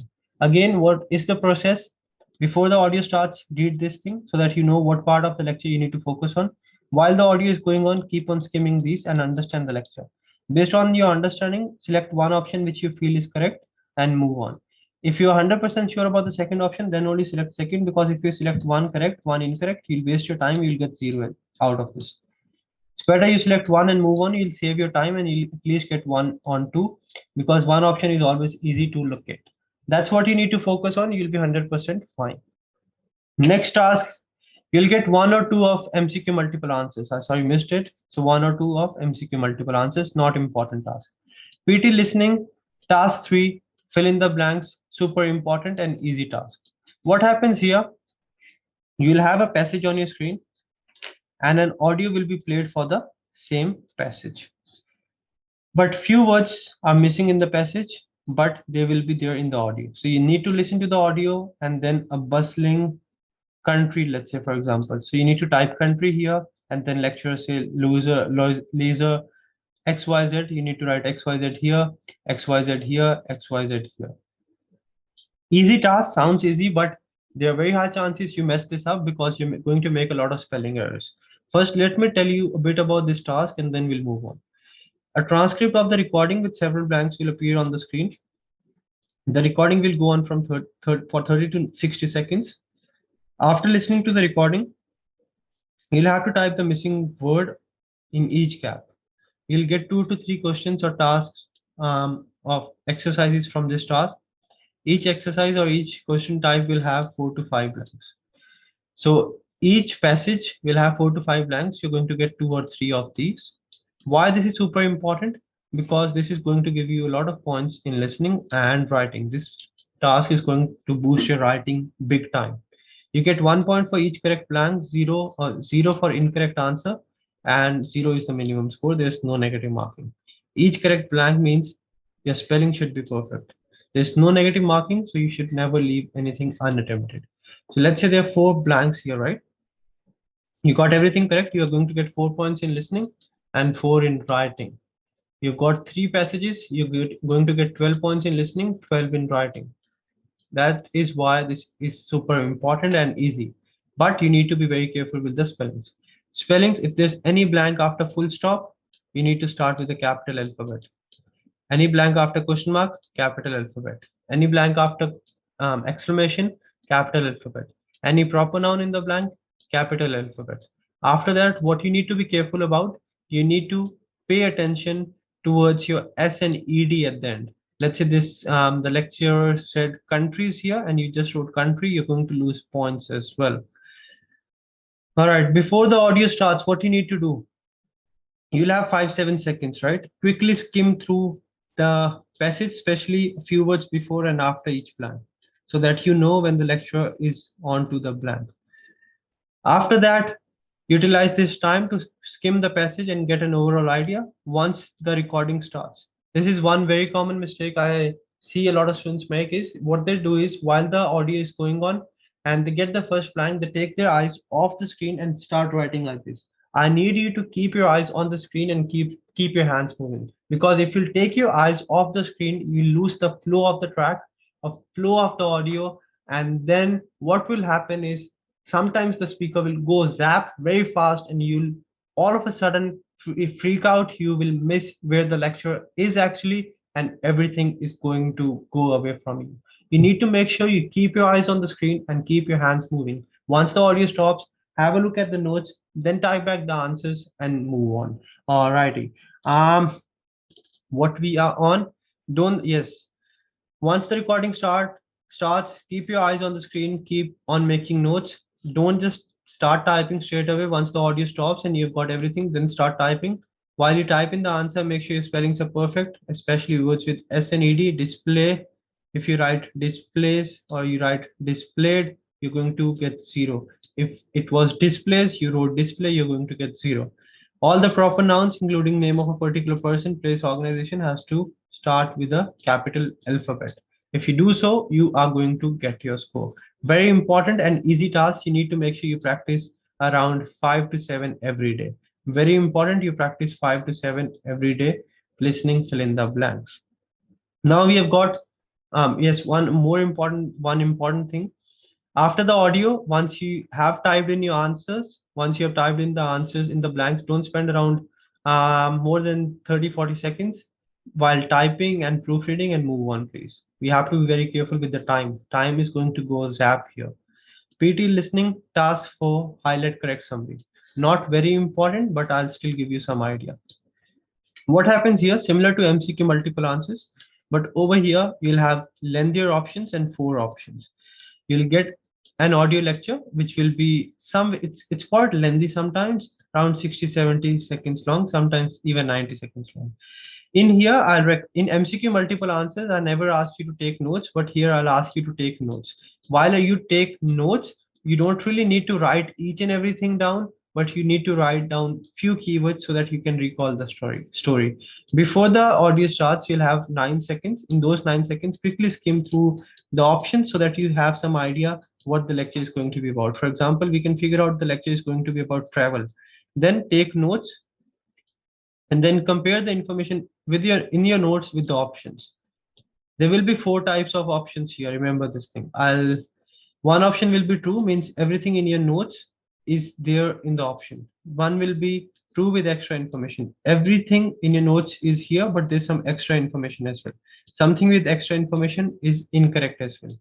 True without the key idea means everything from your notes is here, but it is missing out the main topic. False means something else is there in your notes and something else or contradicting information is here in the passage or option. So that will be incorrect as well. You only know what was told you in the lecture. You don't have any background knowledge. Remember this thing. You'll have four options. Paragraphs, quite long options. We can refer them to as paragraph, 60 words. Audio concerned or related with the options will be played around 60-70 seconds normally, but can range from 35 to 90 seconds. You need to select one option which best relates to the audio. Now remember this thing. This is highlight correct summary. Summary means the passage which actually summarizes whole of the audio. So you need to select one such option which has got everything or main key ideas from the passage or the audio, actually not the passage. So you need to select such an option which actually summarizes the audio. When we say summary, what we mean? A brief of the lecture. Mean it should cover the main idea plus few of the other ideas as well. There will be 1 to 2 questions, and this task will contribute in listening and reading. You get 1 point for correct answer, 0 for incorrect, no negative marking. 1 point for correct, 0 for incorrect, no negative marking, and you're going to get points in reading and listening. Not that important, but yes, if you're aiming for 8, you can practice 3, 4 a day. All right, what are the strategies? Skim the options before the audio starts, understand the message, take notes, but only keywords. After that, compare your notes and the information in the paragraphs or the options. Eliminate the wrong options. Remember this thing. Correct options are paraphrased. I know 40 seconds are a bit less, but worst case, you have to spend 40 seconds, not more than that. If you get the answer in 40 seconds, which you will if you follow the rules, otherwise move on. We can't afford to spend too much time here. This is not one of the most important tasks. Remember this thing. Alrighty. 4 options I've already explained to you. True, true with extra information without key ID, and false. Only this option is correct. We'll now move on to task 5, MCQ single answers. Another such question which I refer to as time wasters, not important, but can waste a lot of time. Similar to MCQ single answers, what's the difference? The audio will be quite short and you'll have 4 options. What you need to do is before the audio starts, you'll have 5-6 seconds. Read this thing properly. And if you have a chance, just skim these ones as well. What you need to focus on now, the strategies outlined in the book. Now, I know before the audio starts that my focus in the lecture should be on the strategy in the book. I need to look for the word strategy or similar word. Because I know this, I'll be able to, there are high chances I'll be able to locate the right information and get the right answer. And then when you get the right answer, select one of the options. Remember this thing, your correct option is mostly paraphrased. So you be very careful about this. Correct options are mostly paraphrased. Read the question before the audio starts. After the audio, I don't want you to spend more than 10 seconds. Worst case, 10 seconds, please. This question is not worth more than 10 seconds. You'll get 1 to 2 questions in the exam. There's no negative marking, 1 point for correct answer, 0 for incorrect. Select one option. Even if you're not sure, do not leave unattempted. This only contributes towards your listening. Only 10 seconds, even if you're not sure, just make a guess and move on. So this is how your screen is going to look like. Read this carefully, try to figure out the answer, understand the answer, and then select one which best relates to the options or the answer given in the audio. I'll recommend while the audio is going on, once you know or once you think that you've got the answer for this, try to select it while the audio is going on, because while the audio is going on, you won't be able to move next. So until and unless the audio is not finished, you cannot click next. So while the audio is going on, select the right option, and as soon as the audio stops here, click next and move on. That was your task 5. Task 6, the last task, which is not that important, select missing words. Similar to MCQ single answers, what happens here, you'll get an audio and you'll have 4, 5, 6 options. An audio can be about anything. The topic will be always given here. This is very important. I'll tell you why. And the last few words of the topic of the lecture or the audio will be replaced by a beep, means they will be missing. What you need to do is you need to understand what the lecture is talking about, what is going on, what is the context, and then select one option which will go according to the context over here. In this task, you'll hear an audio lecture 30 to 60 seconds long. Last few words of the audio will be missing or will be replaced by a beep. You'll have 3 to 5 options to choose from. Before the audio starts, you'll have 7 seconds to skim through the options. Do this, read this in those 7 seconds and read as much as of the options you can so that you beforehand only you have some idea what the lecture is going to be about. This task only contributes to listening, no negative marking, and 1 to 2 questions, no negative marking. You get 1 point for correct answer, 0 for incorrect, no negative marking, and only in listening.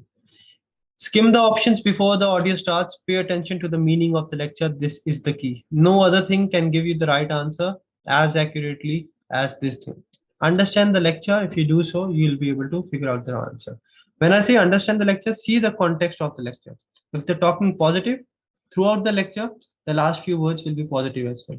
If they're talking negative, the last few words will be negative as well. If they're talking positive and then towards the end they're using some contradictions, means contradictory words, then last few words will be negative. So you need to be very careful.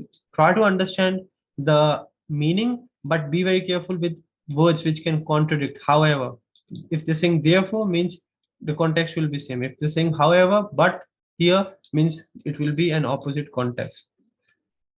Another thing which you can do is you can note down the last few words. Let's say you have got a few words at the end before the beep.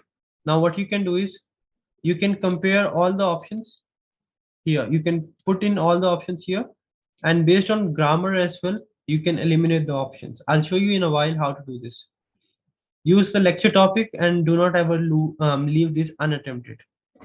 For example, your last few words before the beep were I'm going to and then beep. And then you have got 4 options: swimming, swim, shopping, play. You know you'll never say I'm going to swimming. You'll only say I'm going to swim. So this is grammatically incorrect. I'm going to shop. You'll never say I'm going to shopping. So this is out of the league as well. So 2 options you have already eliminated. Then what you need to do is understand the context. If your context was about playing, this is the right answer. If your context was about swimming, this is the right answer. But you're not really sure if it was swimming or playing. What you can do is go over here. You have the main topic here. Out of the 2 options, whichever option is concerned with this particular topic, if it says swimming here, so you just select swim. So if you're not really sure, go with the lecture topic. So out of play and swim, whichever word is related with the lecture topic, select that one. So that's the last resort. First of all, understand the context, then use the grammar, and worst case, if you're confused between two, select the one which best relates to the lecture topic. Not that important, not that difficult. Practice a few before your exam, not very important. Now, second last task of your exam, very easy, very scoring, and very important. Extremely easy if you follow it the right way, but please don't underestimate it. PT listening, task 7, highlight incorrect words. You'll have a passage on your screen, and audio will be played for the same passage. And audio will be played for the same passage. Few words in the passage will be different as compared to the audio. For example, instead of past, the speaker will say last. So you just need to select those words or click on the words which are different. Instead of challenging, they might say changing. So words which are different as compared to the audio, you need to highlight them. In this task, you'll hear an audio lecture 30 to 60 seconds long. Transcript of the same lecture will be available on the screen. Few words in the transcript will be different as compared to the audios. You need to select incorrect or different words. You get 1 point for each correct selection, but you also get -1 for each incorrect selection. Minimum is 0. If you have selected 4 options, all are incorrect, you won't get -4, you'll just get 0. This task, but yes, if you've got 1 correct, 1 incorrect, you will get 0. So negative marking is within the task itself, not outside the task. Why this is important? Because you're going to get points in reading and listening. You'll get 2 to 3 of these in the exam, and on an average, one passage will have 4 to 5 incorrect words. This is just an average. You might have 7 as well, you can have 2 as well, but generally 4 to 5. Now, let's say we have got 4 and we have got 3 of these in the exam. You're getting 12 points in your listening and then 12 in your reading as well. 12 points in reading in such an easy task, from such an easy task, You need to make sure you nail this one. There's no other way around. Before the audio starts, quickly skim the text. Words with similar pronunciation, especially noun, adjectives, and adverbs, will be different. For example, um, toys and tires. Pronunciation is almost similar, but words will be different. So don't just read, try to listen actively and read actively as well. Don't worry too much about the articles such as a and the, is, am, are helping verbs. They won't change or replace this. If you're not sure, do not select because there's negative marking. So what I always recommend here is, what I personally do whenever I go for the exam, I always keep my eyes on the screen, keep my cursor moving along the lecture, and along the lecturer, I try to speak it a bit loud as well. Because whenever I'll speak, I will not speak what I'm listening, I'll speak what I'm reading. When I'll speak some other word and the lecturer, or I'll hear some other word, I'll instantly come to know. So if you read along the lecture or 2 3 seconds ahead of the lecturer, what you can do is you will be able to figure out words which you are reading differently and the lecturer is speaking differently. That will increase or boost the chances of you getting more incorrect words. And remember this negative marking. If you're not sure, please do not select. Once the audio stops, you don't have much to do, so move on to the next question. Very important. Please, this sounds very easy, but a lot of students do mess this up. So make sure you practice around 5 7 every day. Easy task, but high scoring. Please, I request you don't underestimate it. Even if you go now and practice on languageacademy.com.au, you are going to face some challenges, I'm sure. So be very careful, please. All right, a few more things. If you have got something, no. So that will be the end of our last question. Please don't spend too much time here, but this is very important. Last question, the king of the exam. If you do this perfect, you are going to get the score. This is the reason I was telling you not to spend too much time on your MCQs and all, because this is super important. Right from dictation, what happens here? You'll get an audio where a sentence will be spoken. The sentence can be anywhere between 8 to 16 words long. You just need to write the sentence exactly as it is. Now, why this is important? Because you get 3 to 4 of these. On an average, one sentence is 10 words long, and you get 1 point. You get 1 point per word. Now, if you have written 10 correct words here, you're getting 10 points in listening and 10 points in writing as well. Let's say you've got 4 dictations, means you're getting 40 points in listening and 40 in writing. Whereas your MCQs were just giving you 1 point. So you can't afford to miss it. And a lot of students do miss it because of time management issues. That's why I told you not to spend too much time. Let's have a look at the task description. As I've told you, in this task, you'll get an audio with a sentence 8 to 16 words long. You need to type the sentences or the sentence exactly as you hear it. This task will contribute towards your listening and writing. You get 1 point for each correct word and there's no negative marking. Once you get the audio, after that, please don't spend more than 50 seconds on typing and proofreading. You'll have 3 to 4 questions of this type. Before the audio starts, make sure your marker and notepad are ready. What I do is, how do I take the notes? Because the audio can be fast, I just write down the initials here. For example, the audio is,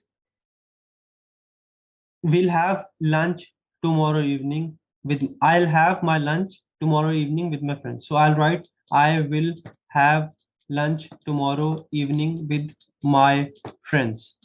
So what I've done is, I will have lunch tomorrow evening with my friends. Along with friends, see what I've done is I've just written a small s so that I know if it's singular or plural. After this, what I'll do is I'll quickly write the full words here so that I don't forget anything and then quickly type that. But if you think you don't want to write it, you simply want to type it after the initials, you can do it. But what I'll say is keep on repeating the sentence in your mind so that you don't forget. What I'll do is I'll have tomorrow's lunch, or I'll have lunch tomorrow with my friends in the evening, whatever the sentence was. So I'll keep on repeating it so that I don't mess it up and I write as accurate as possible. You need to make sure you keep on repeating the sentence in your mind so that you don't forget any word, because I see a lot of students taking down all the initials and then forgetting what the word was. Make sure to get 1 point per word. You need to make sure your spellings are perfect. If they are saying boys and you're just writing boy, you're not going to get anything. So there should be S or ED if it was there in the audio. There's nothing called boyd. I've just given you an example. Proper noun and first word, you need to make sure you capitalize. Any name of a person, place, organization, book title, religion, language, you need to capitalize, and first word as well, you need to capitalize. And then at the end, you need to have full stop, or if it's a question mark. That's all you need to do, and you will be fine. There's no negative marking. You need to be careful with the spellings, and you need to practice 30 to 35 every day.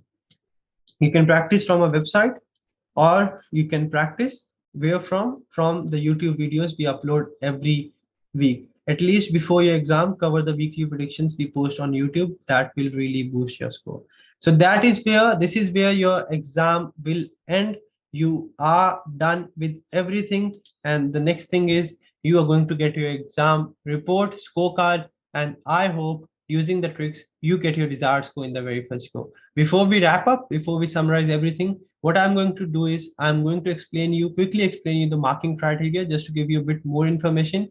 Then I'm going to tell you what you need to focus on and what's your daily plan. Let's have a look at that as well.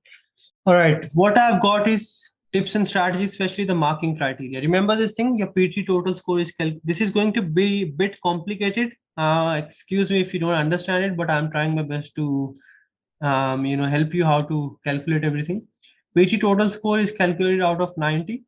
The lowest you can get is 10. So even if you don't attempt anything, you'll get 10, means 10 is equivalent to 0 in PT.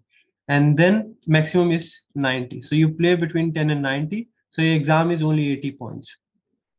Speaking, read aloud, repeat sentence, read a lecture, content. See, I've told you in speaking, read aloud, repeat sentence, and read a lecture, you have marked on fluency, pronunciation, and content. So the content part goes into the other module, and fluency and pronunciation will go in speaking. Speaking, read aloud, repeat sentence, read a lecture, oral fluency and pronunciation will go towards speaking. The score is just an estimate and can change a bit depending on your exam pattern. Some students get more of essays, some students get less essays, so it can vary a bit. So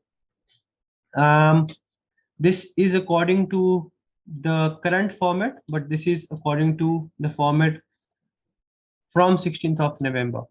So probably you need to follow this because this video you'll be watching after 16th of November. If you are, do let me know in the comment section. Personal introduction, you get one question. There's no contribution. Read aloud, you get, should be 60 here. Yeah, it should be 60 here, but marking is fine, don't stress. So read aloud, you're going to get average 6 questions, and this is going to give you around 28 points in speaking. Repeat sentences, 31 points in speaking. Describe image, 13 points. Read a lecture, 6 points. And answer short questions, 2 points. And you're going to make it to 80 plus 10 equivalent to 0, and you are going to get a 90. And speaking is easy to score. Then we have got your summarized written text, will give you around 8 points in writing. If you get one essay, 10 points in writing. Then see, if you've got two summaries and one essay, you're only getting 18 points in writing. The rest of the points are from listening and reading. Reading, writing blanks around 17 points. Summarize spoken text, listening blanks 12 points, and write from dictation 21 points. These four are very important because these are easy. You can follow the templates here, but not here. So be very careful, please. Reading, very important. Read aloud, you're going to get around 22 points in your reading from your speaking. Summarize written text from your writing, 3-4 points in your reading. Reading, writing blanks, 19 points. MCQ multiple, 1 to 2 points. Reading, reorder paragraph, 6 points. Reading blanks, 19 points. MCQ single answer, highlight correct summary and highlight incorrect words. Highlight correct summary and MCQ only 1 to 2 points, and highlight incorrect words 8 points. So what's important? Read aloud, reading blanks, reading reorder paragraph, reading blanks, and highlight incorrect words. Summarize written text, it's fine, not that important. But MCQ multiple answer, MCQ single answer, highlight correct summary, you don't really need to stress much about here. Don't worry about this. This is the current contribution. But because the format is going to be updated from 16th of November, this is the updated one. And then we have got listening. Repeat sentence from speaking, around 20 points. Read a lecture, 6 points. Answer short questions, 2 points, 2 to 3 points. Summarize spoken text, 14 points. MCQ multiple answer, highlight correct summary, MCQ single answer, select missing words. 1 point, 1 point, 1 point, and 1 point. Listening, fill in the blanks, 7 points. Highlight incorrect words, 7 points, and the king is going to give you 20 points. Now, you probably are thinking that I told you around 40 points, right? But the total goes more than 90, and then you convert it out of 80 or 90, and then the weightage goes down. But again, percentage will be similar. So, this will contribute a lot. This will contribute a bit. This is very important. This is very important. This is very important. This is very important. So altogether 11 tasks they contribute towards your listening, but 6 are important. Repeat sentence, read a lecture, summarize spoken text, listening, fill in the blanks, highlight incorrect words, and write from dictation. These are not important. That's why I told you. You remember, I told you not to waste too much time here. What you need to do, focus more on read aloud, repeat sentence. For your speaking, manage time properly in reading and listening. Reading and listening, don't spend more than 30 seconds on MCQ single multiple answer for your reading and more than 10 seconds after the audio for your MCQ single multiple select missing words and highlight correct summary. So reading 30 seconds, listening only 10 seconds. And don't stress, you're going to make it. If I have done it, thousands of students are doing it every day, you can do it. What you need to focus on, read aloud, repeat sentence, a bit on read a lecture. This is super important. Important, super important. Summarize spoken text, listening, fill in the blanks, highlight incorrect words, and write from the question. If you ace these tasks, you are going to 100% get your score.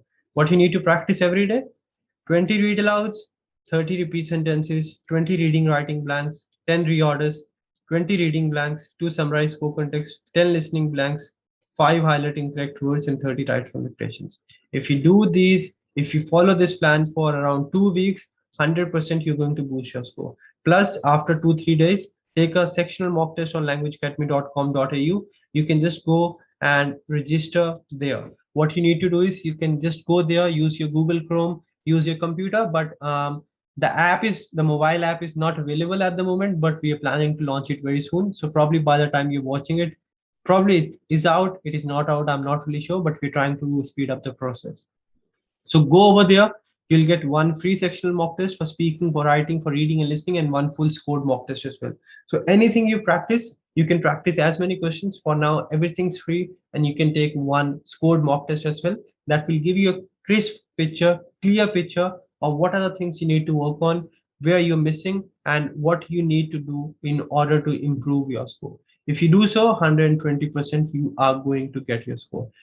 Now I'll give you a quick summary of this course, which will help you to ace your exam in the very first go. Speaking, focus on read aloud, repeat sentence, follow the template in describe image and read a lecture. Focus on clarity, don't go too fast, don't go too slow, and practice every day. Summarize written text, essay, follow the template, don't try to use too much of your brain because you'll need that in your reading section. Reading, more about practice and your grammar knowledge, memorize or understand the grammatical rules, practice 20 blanks every day, 10 reorders. Don't worry about MCQ single and multiple answer. Listening, after 16th of November 2021 will be more about time management. Make sure you practice summarize spoken text, listening, fill in the blanks, highlight incorrect words, and write from dictation every day. Plus, one reason why a lot of students don't get their score in listening and writing are because of the spelling mistakes. In listening, your spelling should be 120% perfect. I request you, I need everything to be 120% perfect. If you do so and don't waste too much time on MCQ single, multiple, highlight, correct summary, and select missing words, you are going to get your score 120%. If you do have any doubts, do let me know in the comment section.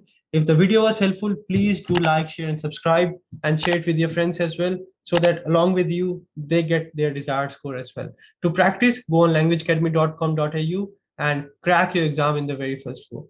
I'm giving my 100% to help you guys out. If you think the video was helpful, or if you ever get your desired score watching my videos, do let me know. That is the only reason I work. I make all these videos, share as much knowledge as I can, just to make sure you don't struggle, you get your score within the time period you have, and you save your money as well. If you need any more help, any advice, anything, do contact us on these numbers. We have got our branches in India, in Australia as well, or you can visit our website and find all the information there. That's it from this video. I hope the video was helpful, and I hope all of you, if you follow this religiously, you are going to get your desired score in the very first attempt. I won't take much of your time now. just recap everything and start practicing. And do let me know once you get your desired score. Varun from Language Academy, I'll see you very soon. Thank you and have a good day. If I have done it, I've got 95 times till now. I'm planning to go for a few more exams. Thousands of students are doing it. You can do it as well. Don't give up. Ask for help, but do not give up. I'll see you very soon.